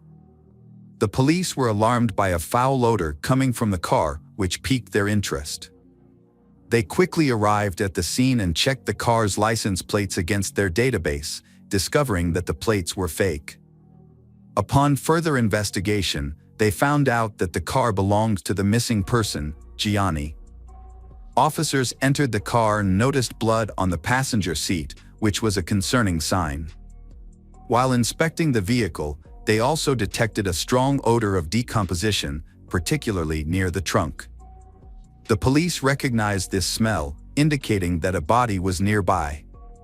Unfortunately, they discovered the body of a person, believed to be Gianni, in an advanced state of decomposition. Due to the hot weather, dental records were needed for identification. A forensic expert confirmed the police suspicions. It was indeed Gianni. After the identification, the victim's family was informed of the tragic news. They were devastated, as they had held on to hope that their son would be safe. The police were faced with a serious situation. Who would want to harm these young individuals? A forensic examination revealed that Gianni had been dead for approximately 3 weeks before he was discovered. A bullet was found in his skull, which was the cause of Gianni's death. Based on the position of the body and the nature of the wounds, it appeared that the shooter was on his side when the shot was fired. The bullet entered behind Gianni's left ear, causing fatal injuries. He died of blood loss. Police analyzed the bullet that killed Gianni and matched it to the bullets that killed Salvatore and Ilona. Ballistics tests confirmed that all the bullets were fired from the same type of weapon. It is possible that all the victims were killed by the same person. Could it have been an accident? A deliberate crime resulted in the deaths of the young people. But the theory of a love triangle was eventually ruled out. The police decided to start their investigation from scratch. In the trunk of Gianni's car, forensic experts discovered several empty air freshener cans. These had been left behind by the attacker after repinning the buttons. This may have been an attempt to hide the smell of decomposition from the car for as long as possible. Although experts were unable to collect DNA samples from the suspect to identify the killer, they noted that the buttons on the air freshener cans had been secured with pieces of tape. After a thorough examination, the police discovered tiny traces of DNA on one of the tapes, hoping to gather clues about the mysterious killer. They entered this information into a database, but unfortunately, there were no matches. This suggests that the killer likely does not have a criminal record. However, this process was still valuable, as the system would automatically notify them if a matching DNA sample was ever added to the database. Despite this setback with the DNA, the case took a new turn soon after. Less than a day after Gianni's body was found, on January 18th, another incident occurred that initially appeared unrelated. During the investigation of the triple murder, police officers uncovered important clues. About an hour's drive from San Diego, security officers in San Clemente stopped a man at a checkpoint. He appeared nervous and suspicious during the inspection of his car, which revealed a large cache of weapons in the trunk. This included an AR-15 assault rifle, hundreds of rounds of ammunition, a .45 caliber pistol, and a .22 caliber pistol equipped with a rifled barrel and a homemade silencer. The man, heavily armed, was identified as Carlo Mercado, who was 29 years old at the time of his arrest. The police database indicated that Carlo legally owned 2 firearms. He did not have any previous convictions, and he was not listed as a potential threat in law enforcement records. As a result, he was released immediately, and his guns were confiscated. However, officers later discovered he also had an illegal pistol of that caliber. Given the presence of a homemade silencer, this illegal pistol might have been the weapon used in the triple murder. The police spent 4 months collecting evidence and preparing charges while waiting for the investigation to conclude. Special agents took charge of examining the confiscated weapons, focusing on the illegal distribution of firearms. Carlo had already admitted guilt for the illegal use of weapons after police offered him a plea deal. This deal was essential for them to formally request DNA samples from the Carlo. Once he agreed, the samples were collected and checked against the police database. This led to a match with DNA taken from the Scotch tape found in Gianni's car, which had previously been uploaded to the database. A ballistic examination of Carlo's pistol confirmed that it was the weapon used to shoot all 3 young victims. To further establish his connection to the crime, police analyzed geolocation data from Carlo's mobile phone. This analysis showed that he was near the shopping center at the time of the shooting. His motorcycle had broken down, which made it difficult for the police to find him initially, as he did not appear in most of the security camera footage. However, some footage did capture the motorcycle he used to get to the parking lot, where he was seen standing next to it. When Carlo spotted Gianni's car while he was waiting for her Ilona, Carlo saw it as a perfect chance to steal a vehicle. He attempted to threaten Gianni into handing over the car keys, but Gianni fought back. Gianni was unaware of Carlo's dangerous obsession with weapons. He fancied himself a killer and had long fantasized about using a gun. The police later discovered evidence of this obsession during their investigation. Carlo frequently searched the internet for information about weapons, often focusing on gun-related murders, including mass school shootings. His bizarre fantasies prompted him to act. He approached Gianni's car and, in one swift motion, pulled out a .22 caliber pistol. He shot Gianni at close range, then climbed into the car and pushed him into the passenger seat. Excited by the act of acting out his violent fantasy, he drove around the parking lot in Gianni's car before leaving the scene of the crime. Carlo drove to the nearest gas station, as confirmed by the geolocation on his phone.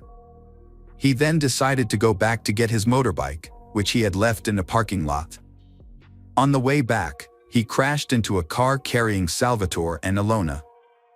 They recognized it as Gianni's car, and Ilona was excited to see her lover's car. She signaled Salvatore to come closer, but this turned out to be a grave mistake. When she realized that the driver was not her boyfriend, it was too late. Ilona panicked and tried to call emergency services, but was unable to finish the call because a bullet had hit her car. Carlo shot Ilona and Salvatore, the brother of the first victim. After killing them, he drove to a gas station and filled up Gianni's car, while the owner was still inside, having bled to death from a gunshot wound. The next morning, Carlo began looking into a murder that had occurred on Christmas Eve. Police later discovered Carlo's fingerprints on the gas cap of Gianni's car.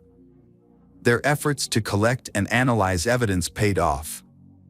As a result, in April 2014, Carlo Mercado was arrested and charged with 3 counts of murder. Initially, Carlo maintained his innocence. He denied using a weapon against the victims, arguing that he did not know them and had no involvement in the murders. However, the prosecution continued to analyze the evidence, building a case that would ensure the criminal would be imprisoned for life. In June 2014, the trial began, with the prosecution arguing that the attack stemmed from a desire to steal Gianni's car. The prosecution claimed that Gianni had gone to the mall to meet Ilona and was waiting for her in the parking lot. While there, Gianni confronted Carlo, who had also come to the mall. In a fit of rage, Carlo used an unregistered pistol equipped with a silencer. After firing the shots, he fled in Gianni's car. Security cameras recorded the incident and Carlo realized that the police would be looking for the car. To avoid arrest, he changed the car's original license plate to a fake one, filled it with gas, and then returned to the mall to retrieve his motorcycle. Carlo returned to retrieve the motorcycle because he believed it might attract the attention of the police. At that time, Ilona and Salvatore saw Gianni's car while they were trying to find out what happened to Ilona's boyfriend. Instead of running away, Carlo chose to eliminate all witnesses. He used a pistol with a silencer to kill Ilona and Salvatore.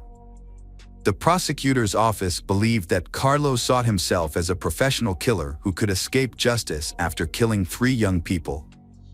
This mindset persisted until the next trial, but just before that date in late July 2016, Carlo admitted his guilt and revealed many details about the crime.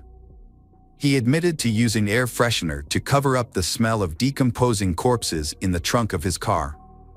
He even tried to sell the car a few weeks after the murders. However, after 3 weeks, the smell became too strong to ignore, so he abandoned the car outside the city. Carlo Mercado was eventually sentenced to 3 life sentences without the possibility of parole.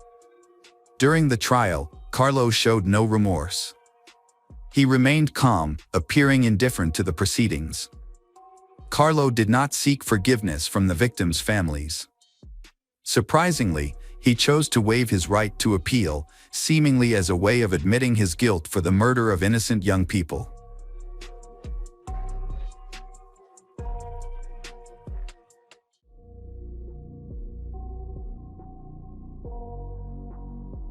Welcome back, mystery lovers. Today's case is going to keep you on the edge of your seat. The case of Amanda Perot. On February 3, 2020, Seth Perot called his boss, the sheriff, to report a tragic incident at his home. His wife had died and he needed help. When the police arrived, Seth had just gotten out of the shower. Inside the bedroom, they discovered the body of 44-year-old Amanda on the bed, shot in the head. Initially, the scene appeared to match Seth's description on the phone. Then forensic experts began combing the area and collecting evidence. Seth was taken to the police station to give a statement. He said that he and his wife, Amanda, were lying in bed when they got into an argument.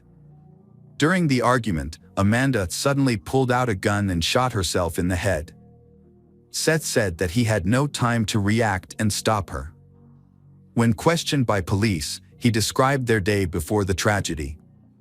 They had dropped their children off at school and had not been anywhere else until the incident.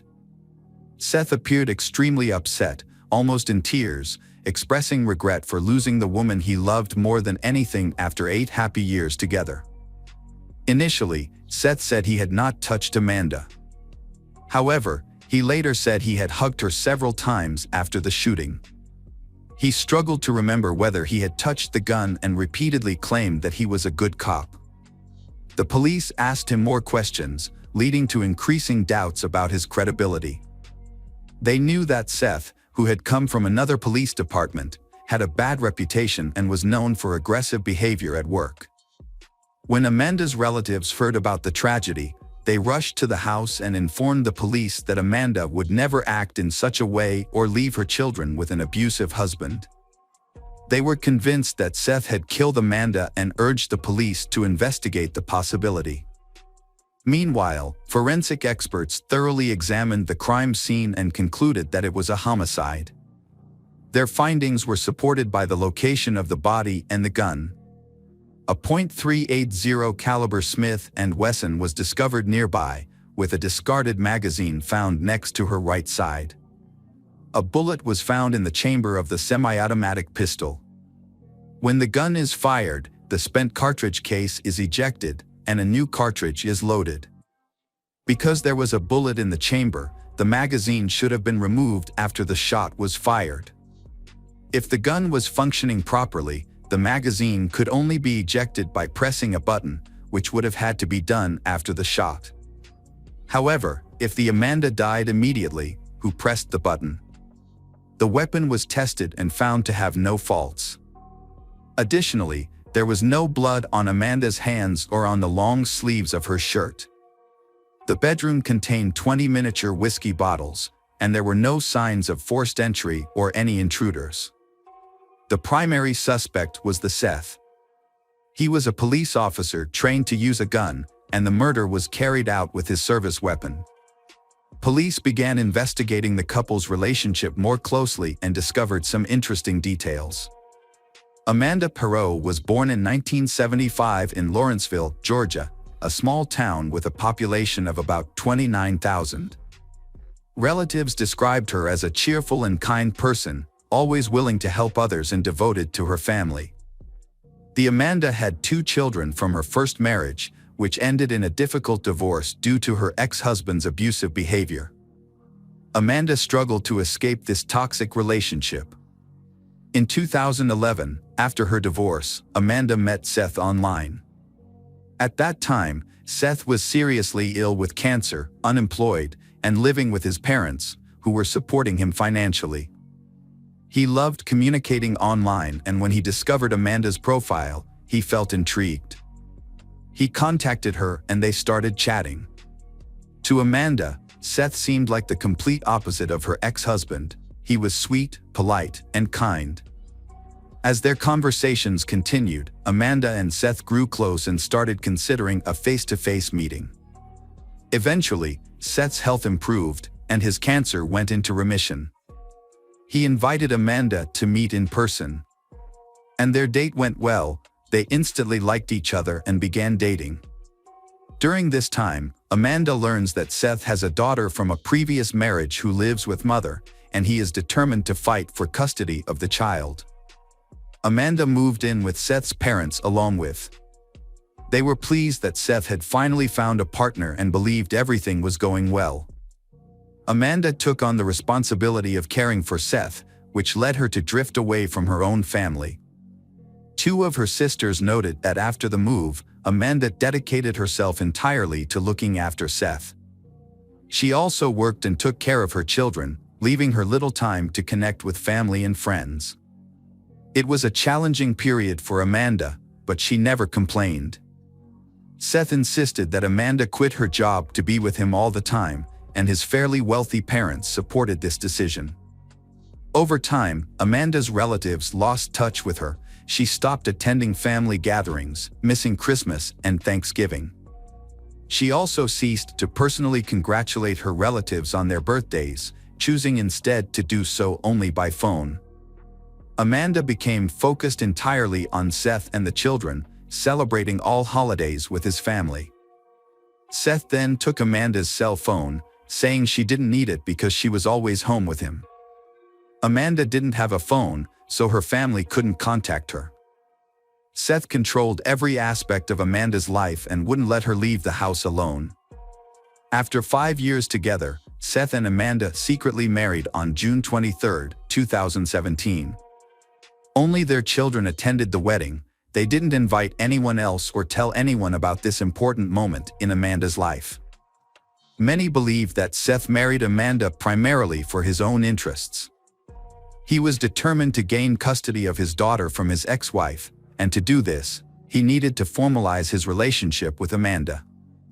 Many thought this was his true motivation for marrying her. Without this goal, he might not have married at all. Although Seth appeared happy with Amanda, he had complete control over her and was very persistent in getting his way.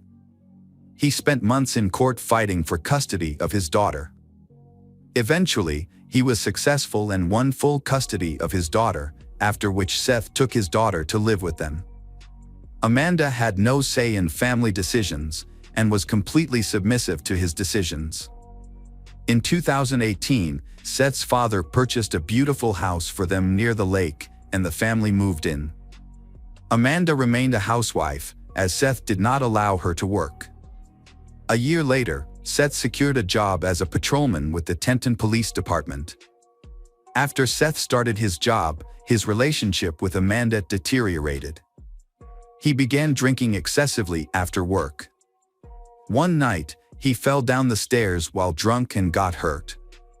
This led him to misuse painkillers along with alcohol, causing him to become extremely irritable and aggressive. He often threatened Amanda physically. On January 28, 2020, after suffering another attack from her husband, Amanda escaped to a neighbor's house and called 911 for help. When the police arrived, Amanda showed them the bruises from the abuse. Their 3 children confirmed her story. Seth's 8-year-old daughter reported that she had heard screams and seen her father pushing and hitting Amanda. Terrified, she had hidden in the closet to avoid the violence. After Amanda fled, Seth discovered the children hiding and forced them to come out. They obeyed but were very frightened of him. Seth was then arrested and charged that evening. Amanda called her sister, asking for a ride the next morning because she was afraid to stay home, knowing that her husband would be released soon. The next morning, Seth was released on $1,500 bail and returned home. Amanda later called her sister back saying that she didn't need to come anymore because everything was fine. However, her sister was shocked, realizing how dangerous Seth was to Amanda and the children. She couldn't understand why Amanda continued to forgive him. Amanda's sister came to her house and tried to convince her to leave with the children and divorce Seth. Amanda was against this idea. Her sister then left. Seth was temporarily suspended during the investigation into allegations of domestic violence and child abuse. Amanda took part in the hearings related to Seth's case. When the judge asked if she wanted a restraining order against him, she declined, saying she had forgiven him. As a result, Seth was released, and they went home together. Just 5 days later, on February 3, 2020, Amanda was found dead. Police, after reviewing a history of conflict and domestic violence, concluded that Amanda's death was not an accident. They suspected Seth of shooting her. During questioning, Seth maintained his innocence, claiming that their argument was due to recent allegations of domestic violence. During the argument, she pulled out a gun and shot herself. The police questioned how Amanda could have accessed Seth's gun, given his strict nature and the control he had over her. Police later found a handwritten note on Amanda's nightstand in which she praised her husband and described his great character.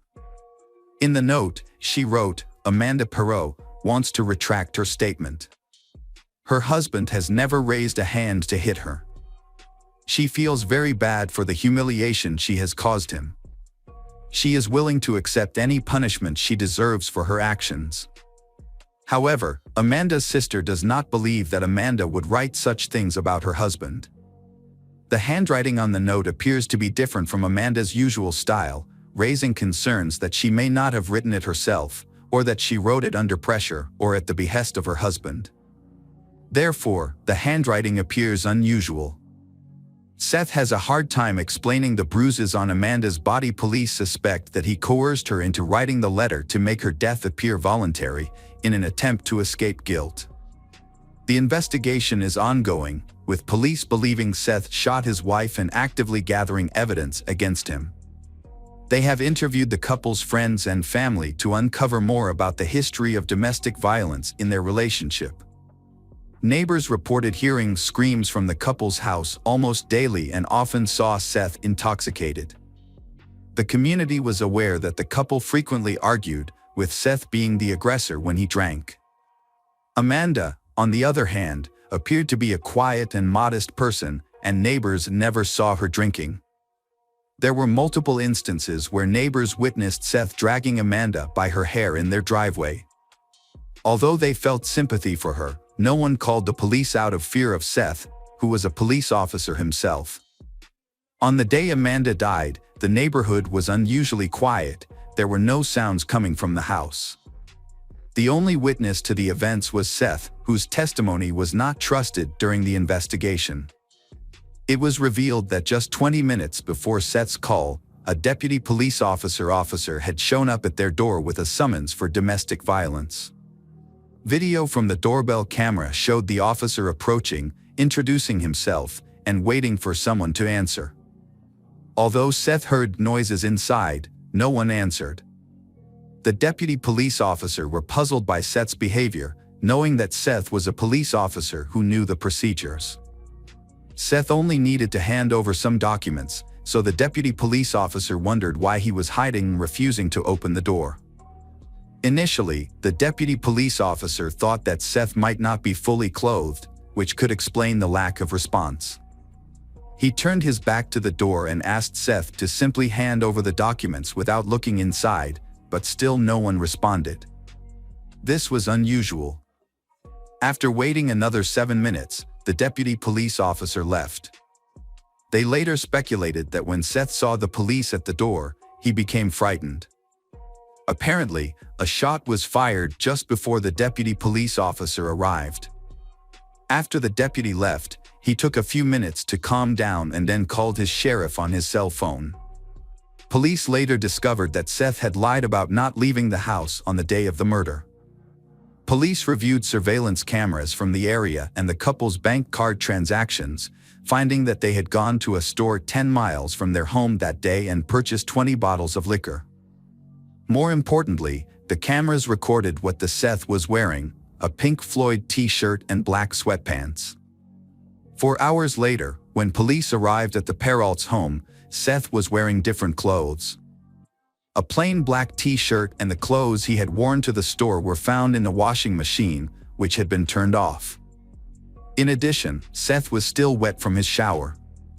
Police suspected that he may have tried to wash off gunpowder residue and blood that may have gotten on him during the shooting, but he had not started the washing cycle.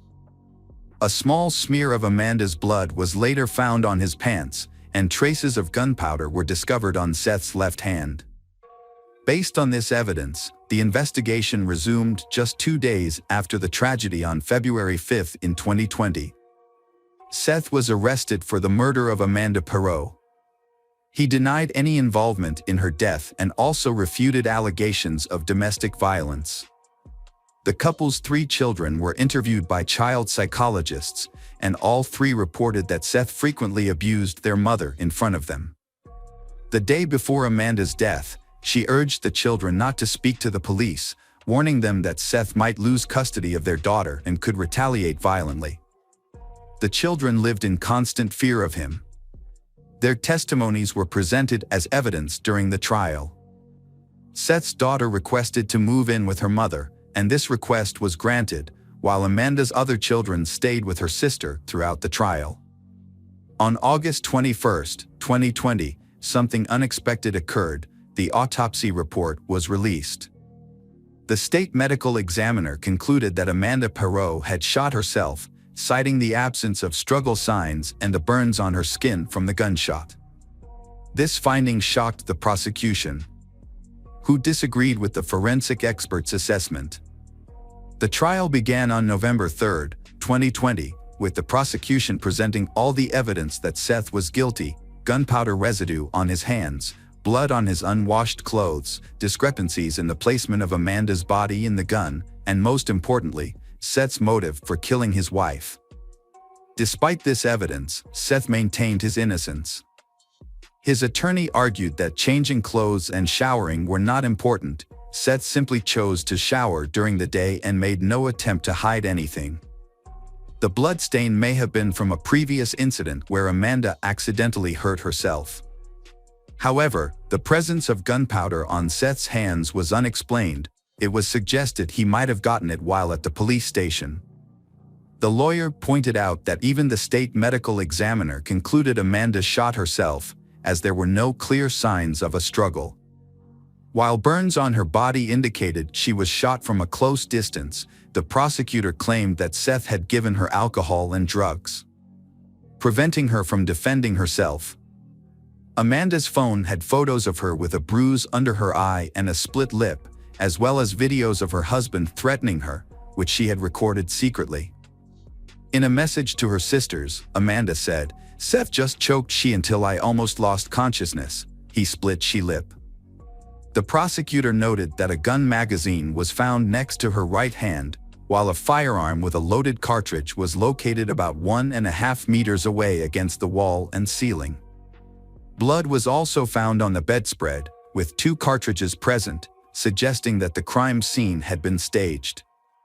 This was in contrast to Seth's claim that he had not touched or moved the body or the gun. The sister of the Amanda testified in court that Amanda had told her just days before the tragedy that if anything happened to her, it would be at the hands of her husband. Police chief reported that when he received the call about Amanda's death, Seth initially mumbled something incoherent before suddenly screaming. Only after he calmed down was he able to explain what had happened. Additionally, Seth's cellmate testified during the trial, claiming that Seth confessed to him about killing his wife. He described how Seth had given Amanda alcohol, sedatives, and painkillers on the day she died, which caused her to lose consciousness, after which he shot her. A toxicology report confirmed that Amanda had high levels of alcohol and drugs in her system at the time of her death.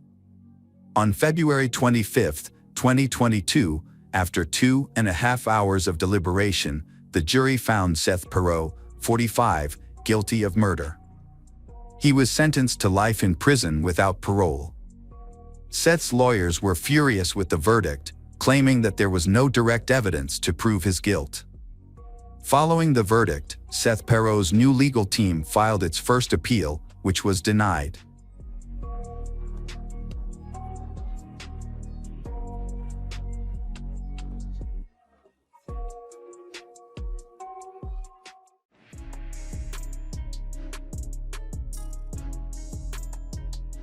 Welcome back, mystery lovers. Today's case is going to keep you on the edge of your seat.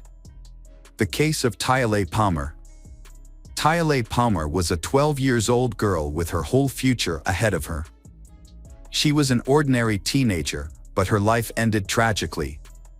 She became a victim of terrible violence. Her mother took her to the Child Protection Center, fearing for her life because of her abusive father. The mother believed this decision would safeguard her daughter and provide her with a better future. The mother genuinely believed she was making the right decision. Her mother herself is also suffering from domestic violence. She did not want her daughter to experience the same. She was unable to raise Tyale properly due to the family's difficult circumstances. Tyale became a troubled child, little girl frequently running away from home to escape the conflicts between her parents and often resorting to vagrancy. In January 2015, Tyale, a 12-year-old girl, was placed by the Child Protection Center with a new family in an area outside Chambers Flat, about 40 minutes from Brisbane, Australia. This is a quiet, cozy place with a population of about 2,500 people. Her adoptive family was the Thorburns, consisting of Rick, his wife Julene, and their sons. The eldest son, Joshua, was 19, and the youngest, Trent, was 18. Previously, Tyale had been adopted by several families, but because she had a complex personality, not all adoptive parents were able to care for her. Some considered her quite contentious. The Thorburns were no different. Tyale was unhappy about living with two teenage boys much older than her, Trent and Joshua, but she had no choice. At that time, her adoptive parents, Rick and Julene, had been married for over 25 years. Rick, a former truck driver, had to switch to lighter transport jobs due to a serious back injury. He started a fast food business from a van and also owned a horse farm. Julene ran a home daycare. The family was regarded as very decent and exemplary in the area, which is why Child Protection Services chose them for Tyale. Within 4 months, Tyale appeared to have settled into her new family and continued living with them until the unfortunate incident that followed. She attended Marsden State High School, just a 20-minute drive from home. Her life seemed to be improving. It seemed that everyone in the Thorburn family have gotten used to her and they got along very well. However, not everything was as perfect as it seemed. October 30th, 2015 started out like any other normal day for the Thorburn family. Rick took his adopted daughter Tyale to school and then returned home to work. A few hours later, he received a call from the school informing him that Tyale hadn't attended class. This wasn't the first time she had run away. She had a difficult childhood and was used to avoiding her problems in this way. However, this time they could not find her. Unlike previous instances where she usually returned on her own or was found. Then, Rick made a post on social media explaining the situation and asking anyone who knew Tyale's whereabouts to contact him. But no one responded. The Thorburn family knew Tyale was excited about Halloween and had already prepared a costume, so it was unusual when she disappeared just before the holiday. Concerned, they contacted the police, and the teenager was reported missing. However, no one tried to find the little girl, because it was assumed that she would return on her own. Less than a week later, on the morning of November 5th, 2015, a local fisherman made a distressing call to the police. He had discovered a body in the reeds in the shallow waters of the Pimpama River, about 30 kilometers south of where the girl was last seen. By this time, the body was badly decomposed, likely due to local wildlife and the typical climate of the area. The police officers at the scene were unable to determine the sex or identity of the body, but they believed it was a teenager. The body was severely damaged, wearing only underwear, and was sent for autopsy. Following forensic examination and comparison with missing persons in the area, the police suspected it was 12-year-old Tyale, who had gone missing a week prior. This was later confirmed through DNA analysis. Experts concluded that the initial suspected animal bites were actually inflicted by a person, shows that Tyale suffered brutal abuse. The case was reclassified as murder and an investigation began. As Rick was the last person to see her alive, so law enforcement focused on investigating him. His behavior and inconsistent testimony raised suspicions, but required thorough investigation and evidence to prove. Investigators decided to interview the rest of the Thorburn family to see if they had any more information. However, after questioning the family members, they were unable to gather any useful information. Everyone corroborated Rick's account that he had dropped Tyale off at school, but no one had seen her since. The investigators then visited the school to verify Thorburn family's story, and there, they were able to collect more valuable information.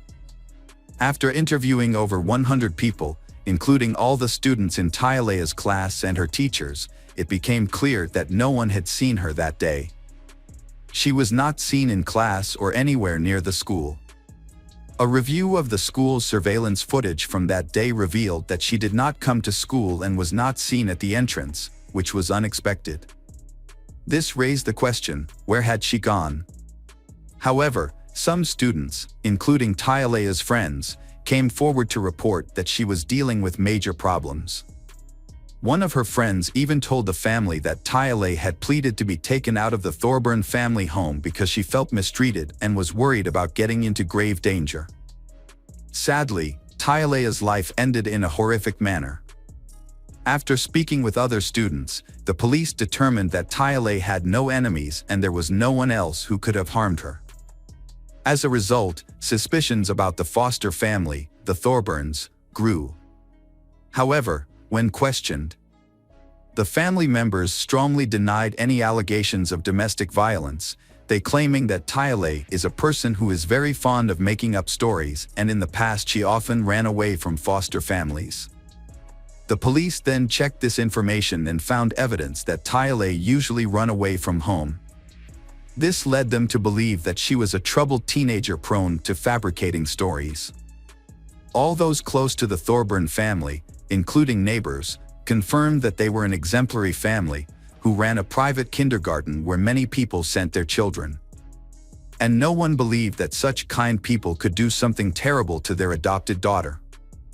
As a result, the police began searching for other clues to Tyale's murder, they believing that she may have fabricated a story about being mistreated, just as she had done before. Then the girl ran away and unfortunately became a victim of an attack. As a result, the police had no reason to suspect the Thorburns and instead, they focused their investigation on finding another motive for the murder. The Thorburn family continued to operate their kindergarten at home while the investigation was ongoing. Detectives have questioned about 300 sex offenders in the area. They hope to find clues to Tyale's murder. However, even this extensive inquiry failed to yield any clues. Most of they had alibis, and some no longer lived in the area, making it impossible to identify suspects from this list. On December 4, 2015, a vital piece of evidence was found near the site where the body was discovered. Tyale's shoes and backpack, which she used for school, were recovered about 100 meters away. This case drew widespread public attention. The story was extensively covered on various Australian TV channels, so gradually the whole country knew about this case. Several rallies were held before the funeral, with people demanding justice for the girl's tragic and undeserved death. Tyalea's biological mother organized the rallies and publicly sought answers from the police about her daughter's death. She also appeared on television to raise awareness and express her outrage over the failure of Child Protective Services to safeguard her daughter. The public's response was overwhelming, with over 600 people attending the girl's funeral on November 14th, despite many not knowing her personally. Mourners wore white and purple t-shirts with hearts and Tyalea's name, as purple was her favorite color. The coffin was adorned with about 400 white roses, and purple balloons were released into the sky as the hearse departed for a private cremation. It's been 5 months since Tyalea's murder, but police still have no new leads. A substantial reward of $250,000, equivalent to approximately $160,000, was offered for any information that could aid in the case. Tyalea's mother made a heartfelt appeal on television, pleading for eyewitnesses to come forward and for those responsible to confess. The police also guaranteed immunity from prosecution for any accomplice who did not directly commit the crime and was the first to provide information. Despite these efforts, no new leads were uncovered. Police received a number of calls from a number of individuals, but none provided any valuable information. As the summer of 2016 arrived, the police have yet to find the main suspect.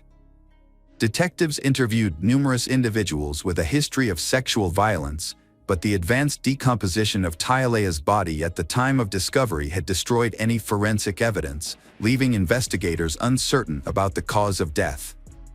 The only lead in the case was a hyoid bone fracture, suggesting that Tyalea was strangled. Initially, police suspected that the abduction occurred near the school, where the girl was dropped off by her parents in an area not covered by CCTV cameras. This theory was based on the lack of surveillance footage. A reward of $250,000 was offered for information leading to the capture of the perpetrator, but it remained unclaimed. A breakthrough came in May 2016, when the State Police Department received an anonymous tip after 6 months of investigation. The caller claimed to have information about the girl, Tyalea, and her foster family, Thorburn family. According to the anonymous witness, Thorburn family had been seeking a child with behavioral issues to care for, which would entitle them to increased benefits. The family's interest in Tyalea was allegedly purely financial, and they don't have any other feelings for little girl. The informant also suggested that all members of the Thorburn family might have been involved in Tyalea's disappearance. Unfortunately, the caller ended the conversation without providing further details, and their identity remains unknown.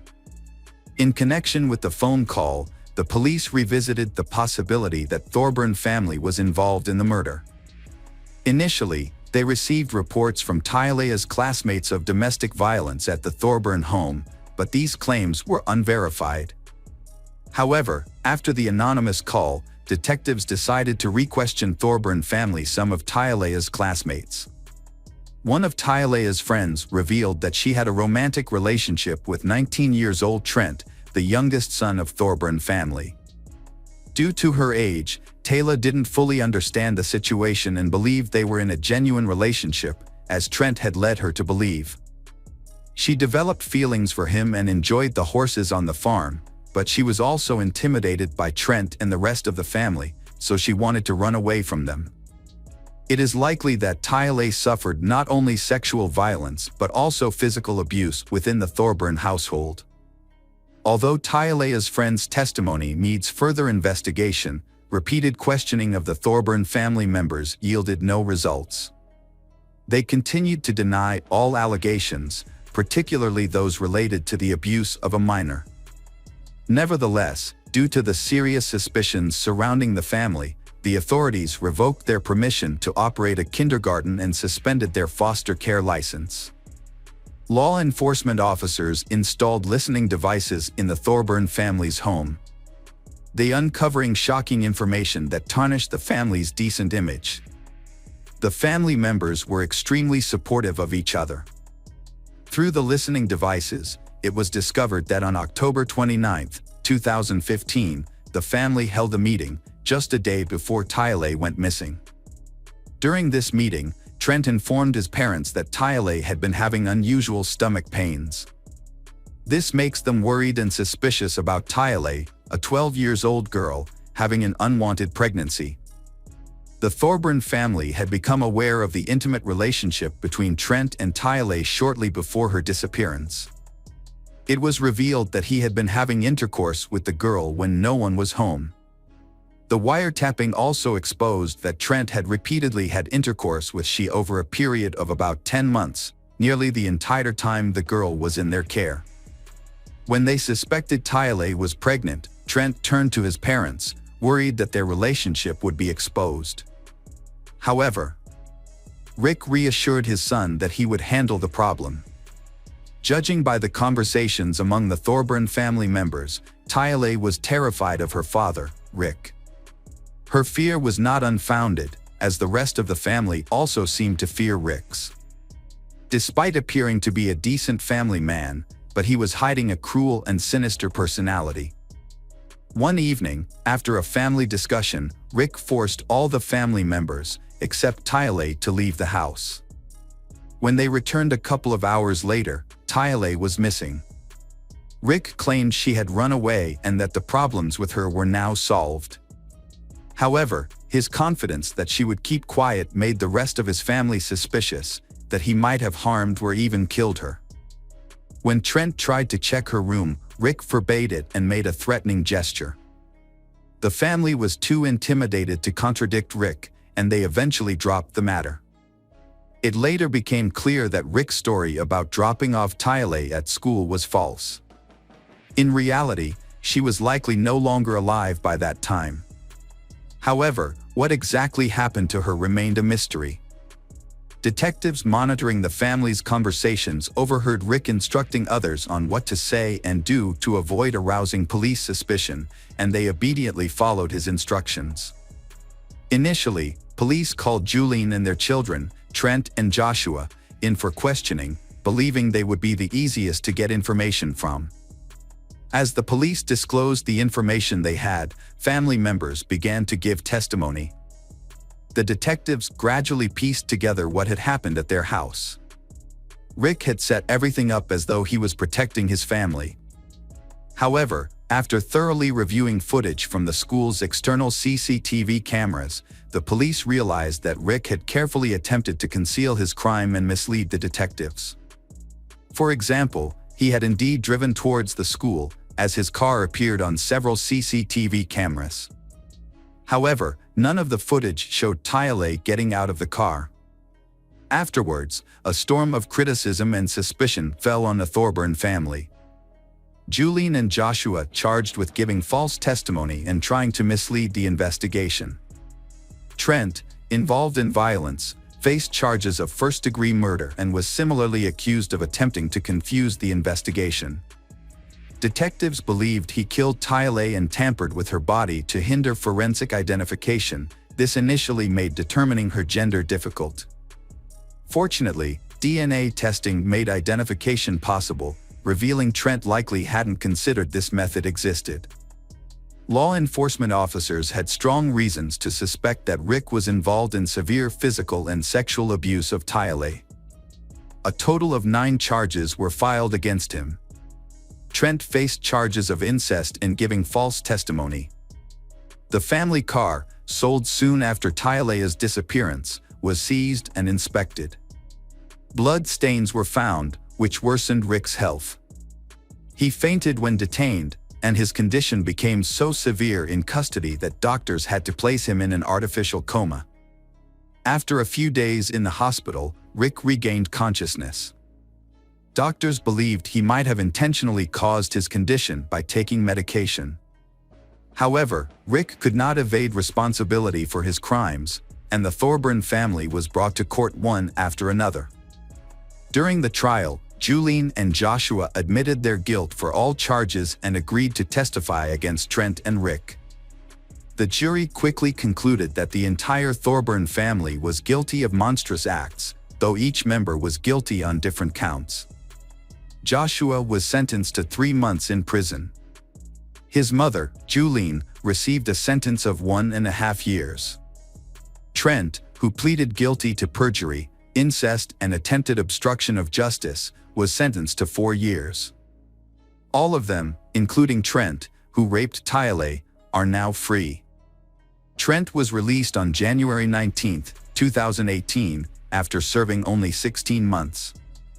The most brutal figure in this case, Rick, confessed during the trial to Tyale's murder, hiding her body to protect his son and family's reputation. He received a life sentence in May 2018, with eligibility for parole after 20 years.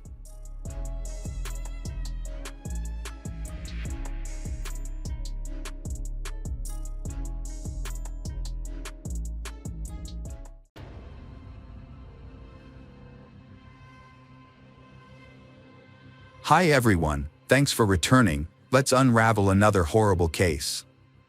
The case of Honey and Barry Sherman.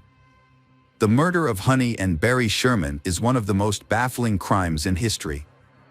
On a cold December morning, Canadian billionaire businessman Barry and his wife Honey were found dead in their mansion, hanging from a railing near their indoor pool. The shocking discovery led to an investigation that revealed unexpected twists and turns.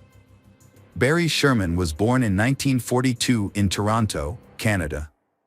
His father ran a small business but passed away from heart failure when Barry was just 10 years old. From a young age, Barry demonstrated exceptional intelligence, setting him apart from his peers. In the early 1960s, he studied engineering at the University of Toronto.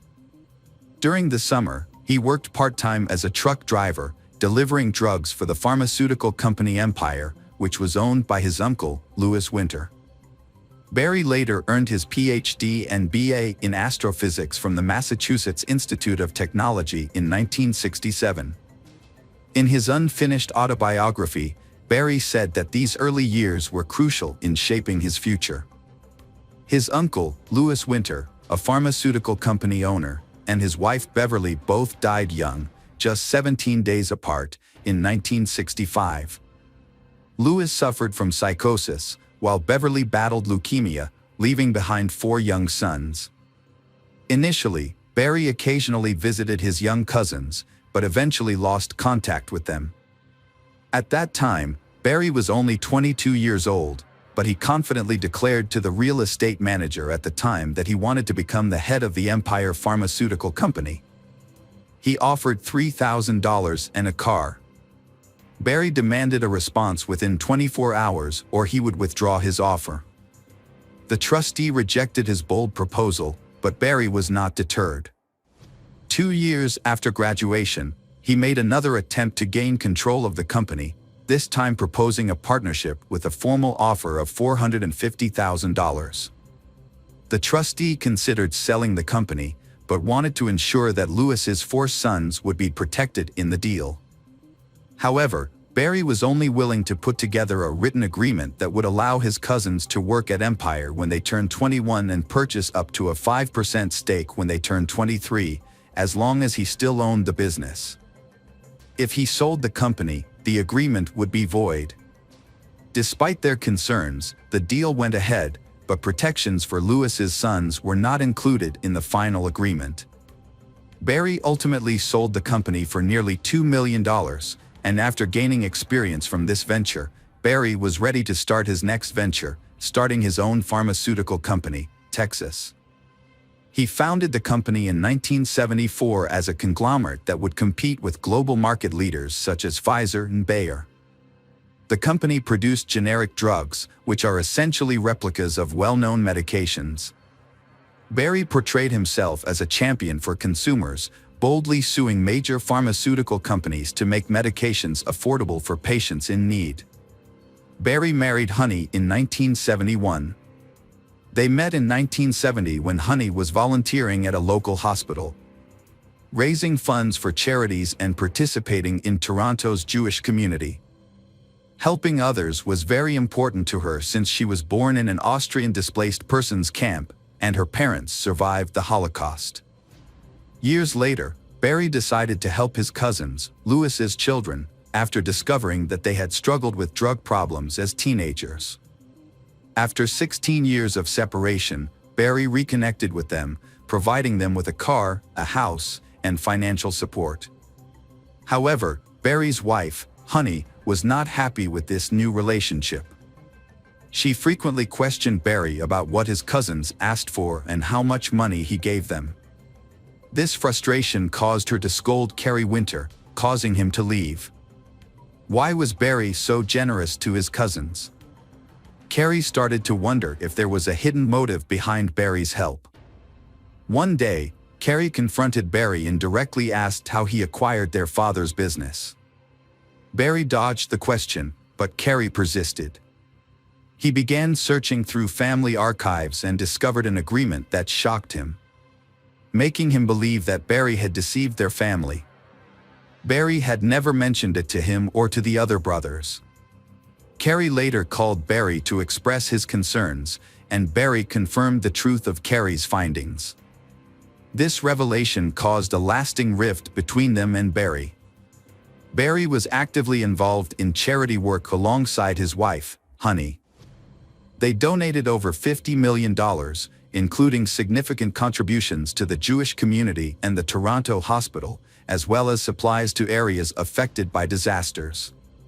His company employed around 11,000 people and operated in over 100 countries worldwide. The couple had 4 adult children and several grandchildren. In 2017, they decided to sell their mansion, which was over 1,100 square meters, for nearly $7 million Canadian dollars. They intended to build their dream home closer to downtown Toronto, but those plans never materialized. At 8:30 a.m. on December 15, 2017, a cleaning crew entered the couple's home and began cleaning the house before it was put on sale. Around 10 a.m., 2 real estate agents arrived at the house with potential buyers to inspect the property. They first inspected the main levels of the house and then went to the basement, where the swimming pool was located. A real estate agent entered the pool area first and saw the bodies of Barry, 75, and Honey, 70. After realizing they were dead, she quickly ordered the buyers to leave, telling them that the owner was supposed to be doing yoga. Before taking the potential clients upstairs to view the home, the employee asked the maid to check the basement and see what was going on. The maid went down into the basement, approached the couple, and found them cold. She returned a few minutes later and informed the employee of her findings. The employee then said goodbye to the clients and went downstairs to confirm that Barry and Honey were indeed dead before calling the police. When police paramedics arrived, they confirmed that the couple were dead. Barry and Honey had been dead for approximately 36 hours at the time of discovery. Barry was discovered sitting on the right side with his legs crossed and his glasses correctly positioned on his face. He had some neck wounds, but no other injuries were found on his body. Honey had a bruise on her face, and Barry was located near the garage door. On the other side of the garage, there was vodka, which they often kept there, and one of the room's windows was opened about 15 centimeters for ventilation because the room had recently been painted. Both Barry and Honey had leather straps tightly wrapped around their necks, which were attached to stainless steel pool railings installed about a meter above the floor. The cause of death for both was determined to be strangulation. Initially, the police suspected that the couple had chosen to end their lives, but there seemed to be no reason for such a tragic decision. They were wealthy, had a thriving business, and were in love. A family member mentioned that Barry had complained of fatigue, blaming it on long hours of work and poor nutrition. However, Barry had never shown any signs of depression, making it difficult to believe that he would take such drastic action. Honey had recently been treated for throat cancer and was battling severe arthritis, having had knee and hip replacements. Despite her health problems, she never complained, was sociable and friendly, always maintained a positive attitude, and showed no signs of end her own life tendencies. After a detailed examination of the crime scene, the police began to investigate the possibility that the husband killed Honey before taking his own life. They identified the victim as Honey based on injuries to her face. Both victims had marks on their wrists indicating their hands had been bound together. Autopsies found no traces of illegal substances or alcohol that could have contributed to their deaths. In Barry's basement, there is a sculpture made entirely from trash. The artist deliberately used discarded materials to create this piece, which depicts two human figures. After the bodies were discovered, some speculated that the killer may have been inspired by this sculpture, as the bodies were placed in similar positions. The day after the bodies were found, some unnamed police officers told the media that Barry had strangled his wife, Honey, before taking her life. This was never verified and was quickly dismissed by family members, who said it was untrue, especially given the close relationship between the couple. Within 72 hours of the incident, their 4 adult children hired prominent criminal defense attorney Brian Greenspan. He assembled a team to conduct an independent investigation, including detectives and an expert who performed a second autopsy on the victims. They believe that Barry and Honey were murdered. The couple had died just a few days before they were scheduled to leave for a vacation at their home in Palm Beach, Florida. Honey had organized a 4-week trip that was meant to begin on December 18th. Barry was meant to join Honey a week later on the 25th. Unlike Honey, he wasn't in a rush. Work took priority over a vacation in Florida. When examining the couple's position when they died, they were sitting on the floor, their backs to the pool, their jackets thrown back. The glasses on the bar appeared to have been adjusted by someone, raising questions, as did the Barry's crossed legs. It appeared that someone had assisted them in their final moments. Barry's family released a statement calling on the police to conduct a thorough and impartial investigation into the deaths and asking the media to stop speculating about the cause. During this time, a serial killer was also active in Toronto, diverting police resources to catch him.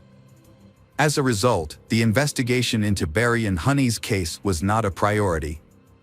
The couple's autopsies were performed by a rookie forensic expert who had never worked on such a complex case before and was unable to provide any conclusive answers.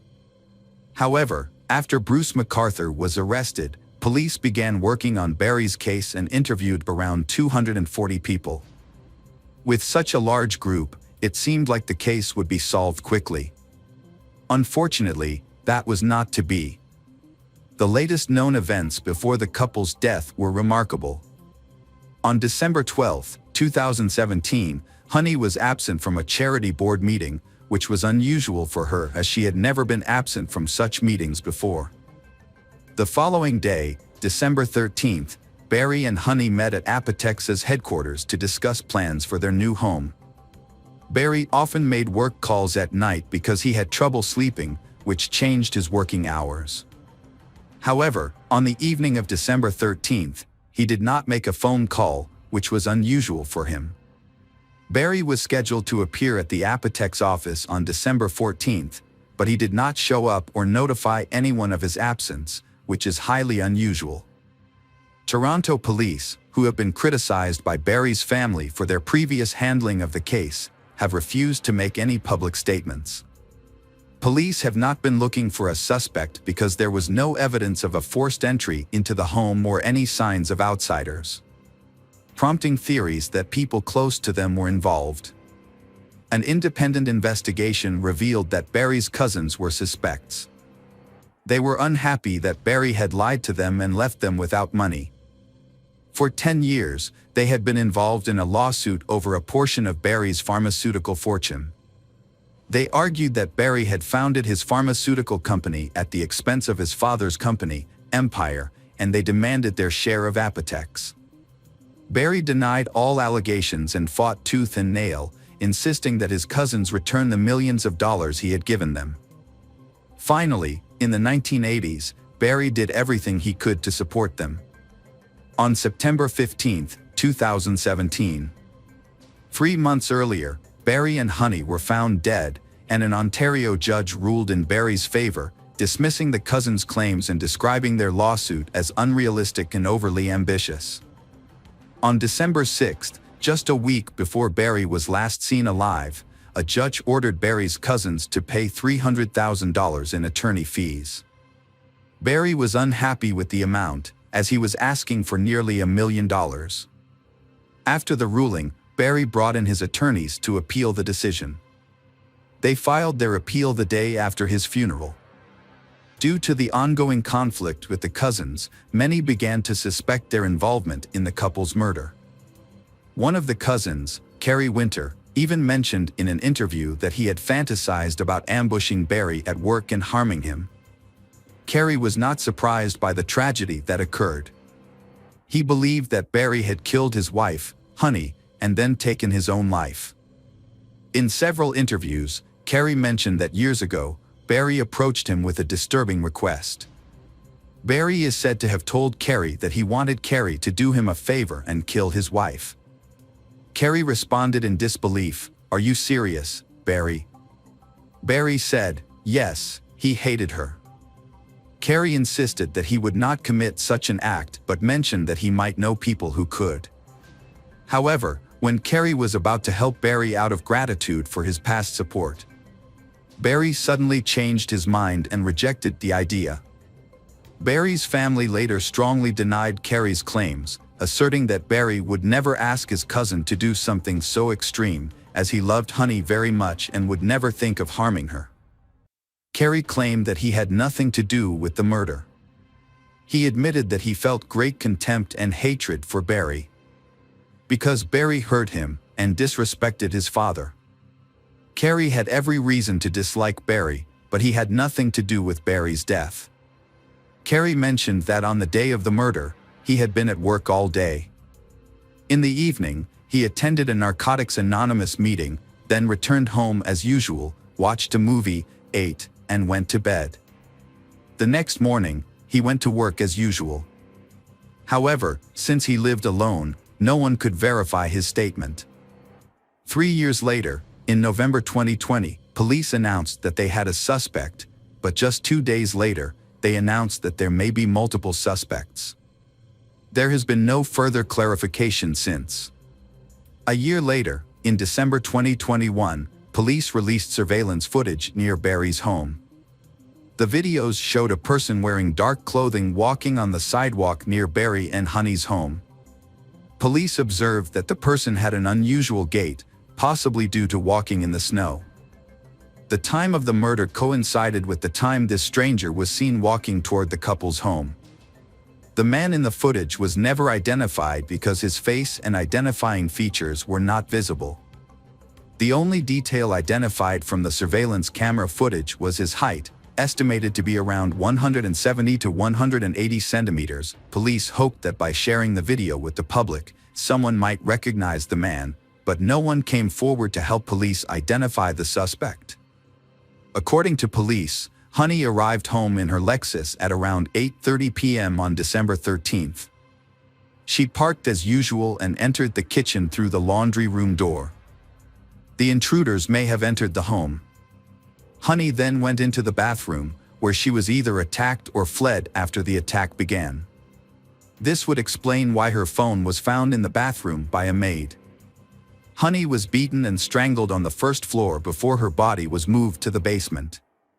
An independent medical examiner determined that Honey's facial injuries occurred as a result of being dragged down the stairs to the pool, but it was never determined which of the 2 staircases in the home was used. One theory is that the attacker encountered Honey and attacked her on the street, then used her keys to get into the house.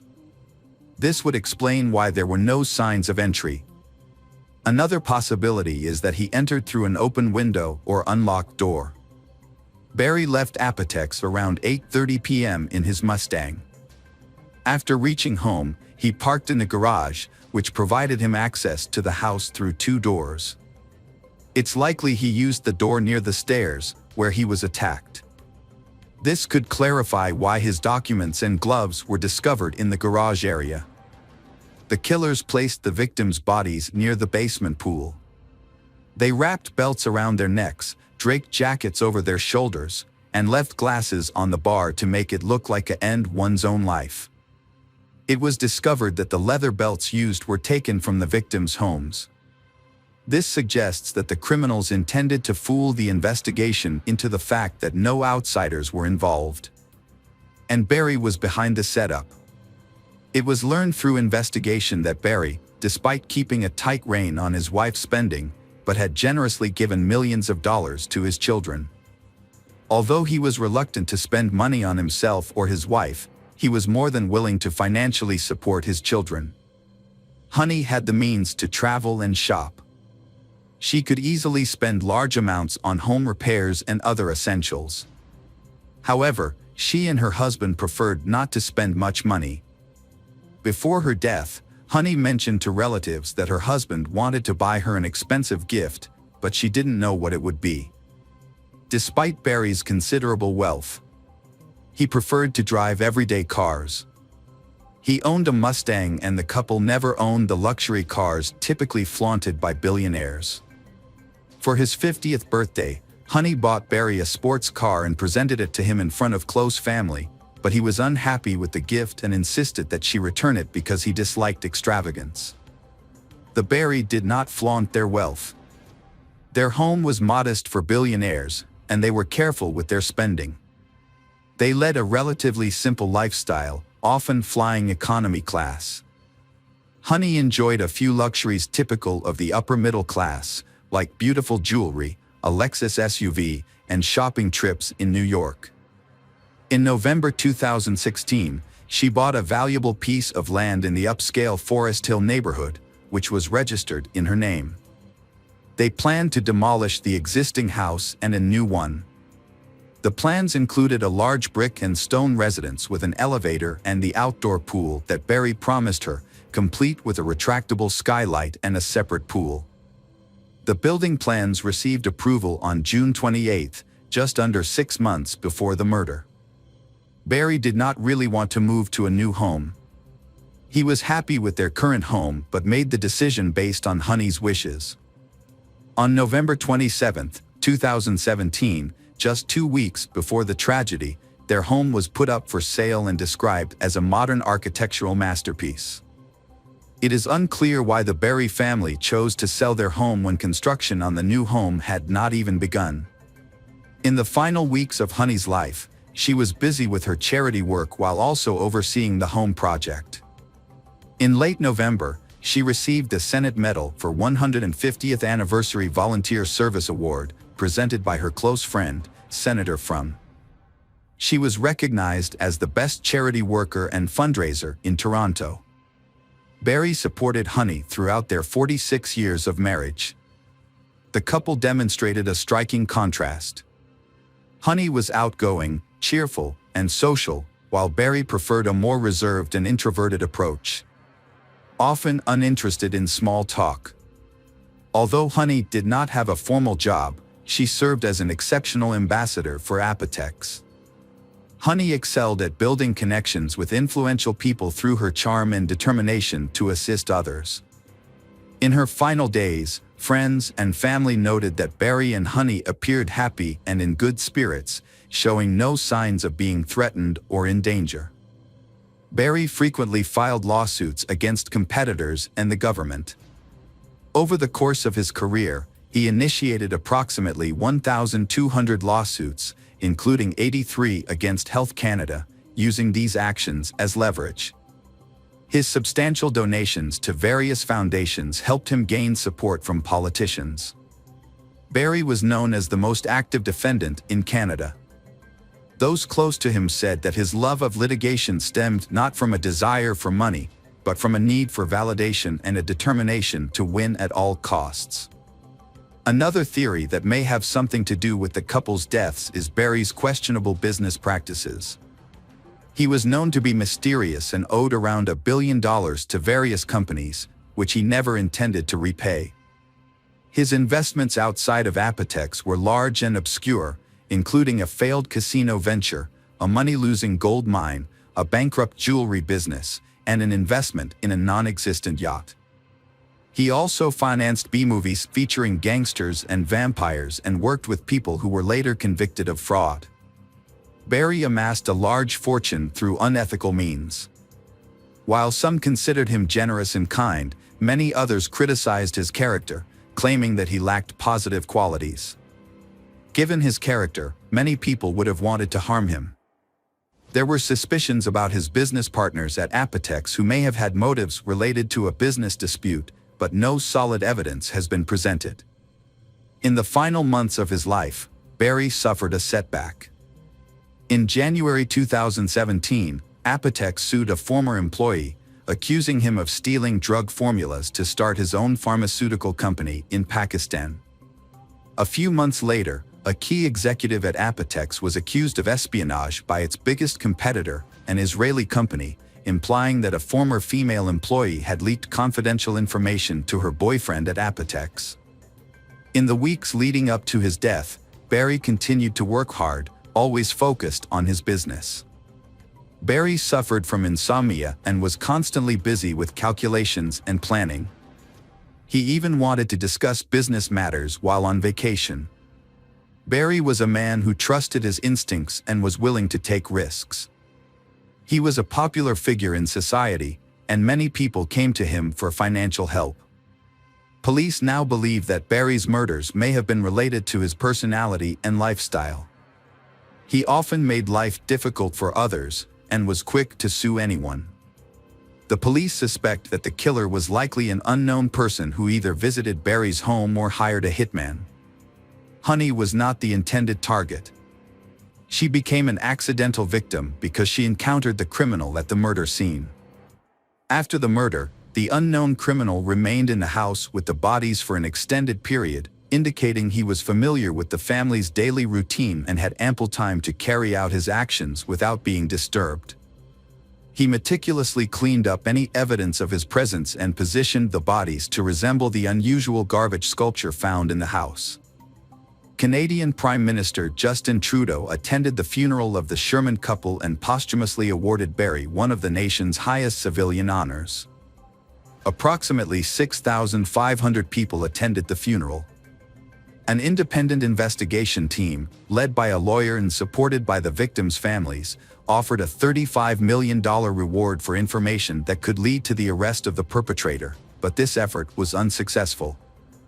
The lawyers discovered that the police failed to thoroughly examine the crime scene. Notably, they found jewelry on the driveway near the house that did not belong to the victims. But the police overlooked it and may have missed other crucial evidence that could have been lost over time.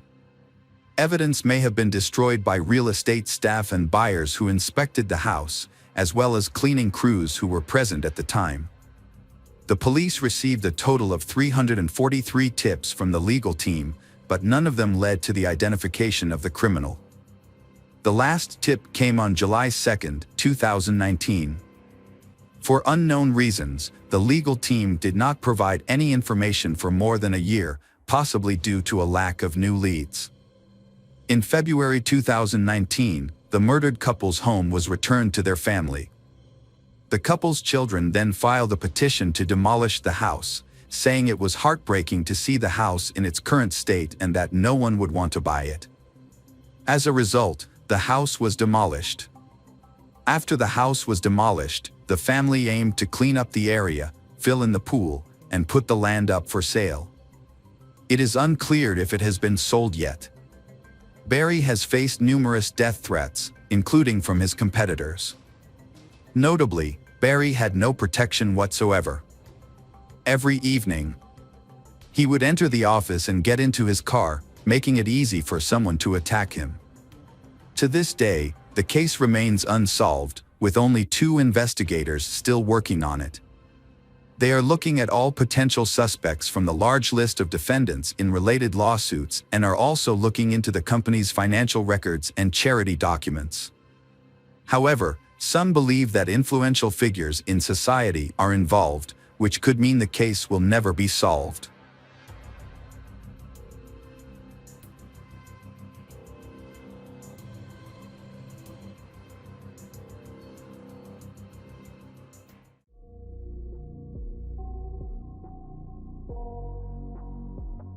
Hello again, true crime fans. We've got another mysterious case to explore. The case of Lauren McCluskey. Since she was a child, Lauren McCluskey has been a very talented person.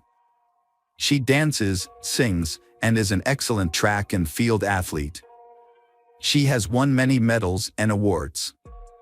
Eventually, she received an offer from the University of Utah and left her hometown of Pullman, Washington, to start a new life in Salt Lake City. At the university, she participates in athletics competitions, including the 100-meter dash, hurdles, high jump, shot put, long jump, javelin throw, and 800-meter run.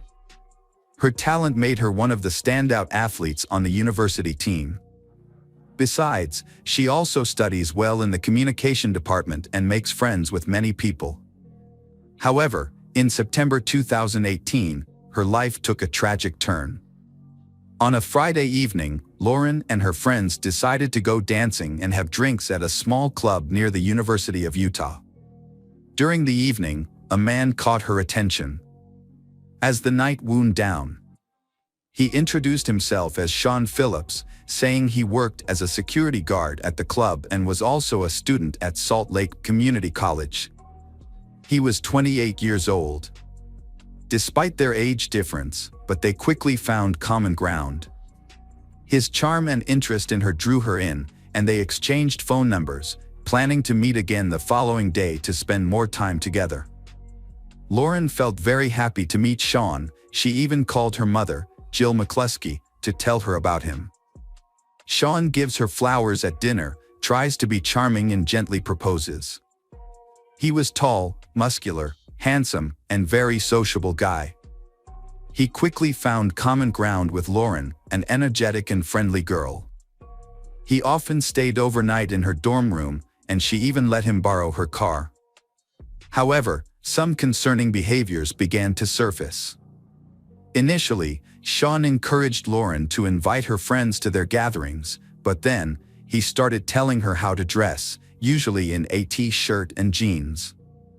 When she was with her friends, he would constantly call, asking where she was, who she was with, and when she would return. If she didn't respond immediately, he would become upset. Lauren explained to friends that Sean's behavior stemmed from insecurities caused by past relationships and believed that over time, this would improve. Sean begins to explain to Lauren the importance of being careful around others and always being prepared for unfortunate situations that may arise. He bought her a can of pepper spray and insisted she carry it everywhere. He also took her to a shooting range and asked her to purchase a gun for him. Around this time, Lauren cut off all communication with her friends and spent all her time outside of school with Sean, focusing solely on training with him. Concerned, her friends reached out to the dorm staff where she lived. The staff, already uneasy about Sean's frequent presence in the dorms, grew even more alarmed when they discovered that he was tracking Lauren's movements on campus, monitoring her comings and goings. It became evident that he was not just overly jealous but was attempting to control and manipulate Lauren's life. Something was clearly wrong. As it turned out, Sean was not who he had introduced himself to be. One day, Lauren accidentally saw a photo of his ID card and learned the truth. Sean Phillips was not a 28-year-old college student or the kind, trustworthy person he pretended to be. His real name was Melvin Sean Rowland, and in fact he is 38 years old, born in 1981. He was skilled at fabricating stories and concealing his true identity.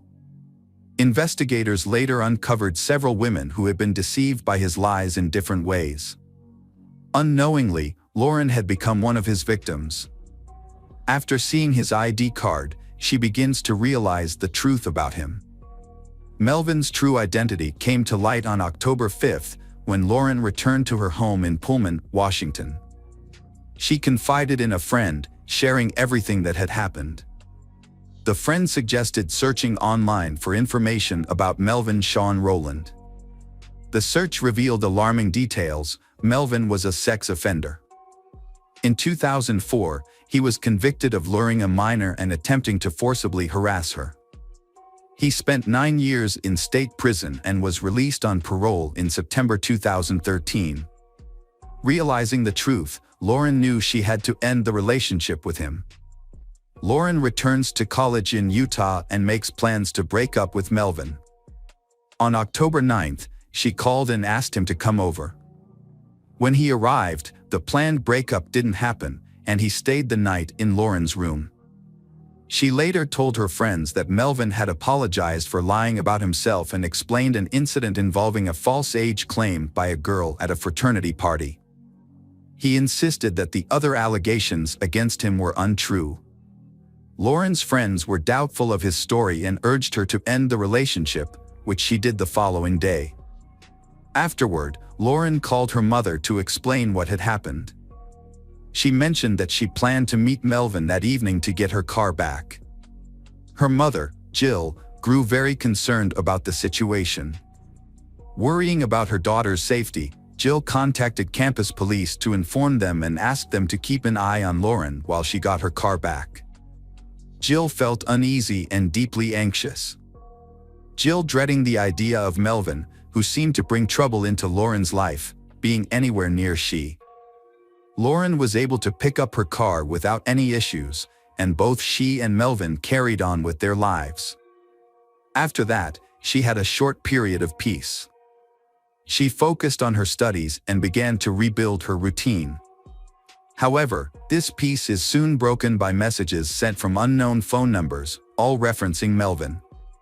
Concerned, she contacted the police, leaving a message with the operator, but no one got back to her that day. Then a message arrived from Melvin's number, saying he was fine, but hinting that something strange was happening. Soon after, messages from anonymous numbers continued to arrive, affirmed that they were in possession of sensitive photos of Lauren and Melvin. The sender demanded $10,000, threatening to release the photos online if they do not receive the money. On the morning of October 13th, Melvin emailed Lauren, revealing that he was also being blackmailed. He advised her to pay the money, so she sent $10,000 to the unknown blackmailer. However, she began to suspect that Melvin himself might be behind the blackmail rather than an unknown party. Feeling insecure, she contacted the University of Utah police. The dispatcher forwarded her complaint to Miguel Dasso, a University of Utah police officer. Wanting to address the situation directly, Lauren and her friend walked across campus to speak with the officer in person. When they arrived, they met with the police and told the whole story, including giving Melvin's name and that he was a sex offender. Police believe this was a hoax and that Lauren may have made up the story about the death threat. Lauren and her friend believed that they had taken the necessary steps and that the problem would soon be resolved. Unfortunately, almost no action was taken.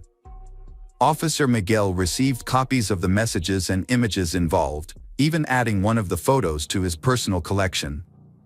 He later bragged to another officer that he could now view it whenever he wanted. Lauren received no follow-up from the university police despite her repeated calls to the station, during which she explained to the dispatcher that she was being blackmailed again. In October, near Lauren's dorm, Melvin was spotted loitering in the parking lot, wearing a suit. About 45 minutes later, she returned to her dorm after track practice. At the time, no one knew who Melvin was. She entered the dorm and went upstairs. Shortly afterward, Melvin, now dressed as Deadpool, approached the dorm door. He later claimed he knew Lauren had called the police, leading her to suspect that someone at the police department had informed him about the situation. Lauren had forgotten that a few weeks ago, she had used Melvin's phone to log in and check her email. This gave him access to her communications with the police, friends, and family without her realizing it. She contacted the Salt Lake City police, hoping they could connect her with another department for assistance. However, under the jurisdictional rules, police said they were not of much help, as their jurisdiction was limited to campus. This also prevents Officer Miguel from taking action outside of campus. Additionally, some have suggested that Lauren's assumption that someone in the police department had leaked information to Melvin may make her paranoid. Phone records revealed that she called both police departments multiple times over several days, desperately seeking a solution. On October 22nd, the situation took a dire turn. CCTV footage showed Melvin leaving his apartment at 6 a.m. He rented a car from his neighbor and drove to the parking lot in front of Lauren's dorm, arriving at 9 a.m. He walked toward the building just as she was leaving her dorm. Around that time, she received a text message, supposedly from Deputy Chief McLennan of the University Police, asking her to come to the station to review evidence. Sensing something was off, she ignored the message and instead went to meet with a counselor who had been helping her deal with the breakup and its aftermath. At that time, Melvin was in the same building as Lauren. He was carrying a small suitcase. He was looking for she but couldn't find her, so he went to her dorm instead. There, he managed to gain access. Once inside, he spoke with a group of 4 students. Over time, 3 of them left, leaving 1 student behind. The remaining student later told police that Melvin asked if he wanted to see what was inside the suitcase. Inside was a .40 caliber Beretta pistol and a full magazine. He even let the student handle the gun before leaving. Meanwhile, Lauren had finished her evening class and was preparing to return to her dorm. It had been a difficult week, so she decided to call her parents and take a short walk across campus while talking to them. At the same time, Melvin left the dorm, intending to intercept her on her usual route back. As Lauren walked, she told her parents about her day, and they listened closely. Suddenly, they heard her scream as Melvin began chasing her. Her father, Matthew, immediately called 911. Melvin grabbed Lauren, forced her into the car with a gun and pushed her into the back seat. Then, he shooting her 7 times at close range. After opening fire, he drove through the parking lot, crossed the bridge and continued straight to the nearest subway station in Salt Lake. There, he waited calmly at a bus stop and made a phone call, having already arranged for someone to pick him up. A woman eventually arrived, and he got into her car. The two went out for dinner and took a walk around a nearby building, attempting to appear as though they were casually spending time together, likely to create an alibi for the time of the murder. Meanwhile, police began searching the area. This side, Lauren's parents are dying to know what's going on with their daughter. Students and volunteers began searching west of the North Medical Tower. A team of 6 officers, along with a police dog, joined the search, moving north. Eventually, they discovered Lauren's body inside a silver vehicle. Police cordoned off the crime scene and initiated a nationwide manhunt for Melvin. Authorities had been repeatedly warned that he posed a danger to Lauren, but by the time they acted, it was too late. Now, their only focus was capturing her killer, Melvin. At this time, Melvin was still on the run. He rushed into Trinity Church in Salt Lake City to seek refuge. Police followed him into the building. They also knew that he had weapons and ready to fight back. They searched the church room by room until a single gunshot rang out. Melvin ended his life. When officers found him, the manhunt ended. However, the tragedy was far from over. Lauren, an innocent young woman, was murdered, causing people to demand clarity on the matter. Why had no one taken even the simplest measures to prevent this? How could someone who had pleaded for help and provided all the necessary information be so blatantly ignored? The university had failed to conduct even a basic background check on Melvin. Why hadn't they done so? If they had looked into his history and contacted his probation officer, he will be sent back to prison soon. He has been incarcerated for violating the terms of his probation and has a history of making provocative statements during his parole hearings. When reporters asked Melvin's parole officer if he could have been sent back to prison, the officer made it clear Melvin would have been arrested immediately if the police department informed them of his actions. Officer Miguel Dasso has left the University of Utah Police Force to join the Logan Police Department. However, After his actions came to light, he was promptly fired. Under state obscenity laws, he faces charges for mishandling evidence and showing it to another officer. These charges were later dropped because a data analysis of his phone showed insufficient evidence. Although the charges were dismissed, his actions caused significant harm. What is particularly troubling is that the district attorney has decided not to proceed with the case against him. The case also raises questions about where Melvin got the gun he used. As a parolee and convicted felon, he was legally prohibited from purchasing or possessing a firearm. Investigations revealed that he acquired the gun through a friend, who was also a convicted felon. The friend had his girlfriend purchase the gun on Melvin's behalf. If the gun had not been handed to Lauren would likely still be alive. The McCluskey family sued the University of Utah and its police force, accusing them of being irresponsible and incompetent in handling Lauren's request for help. The lawsuits, initially seeking $56 million, were resolved through settlements.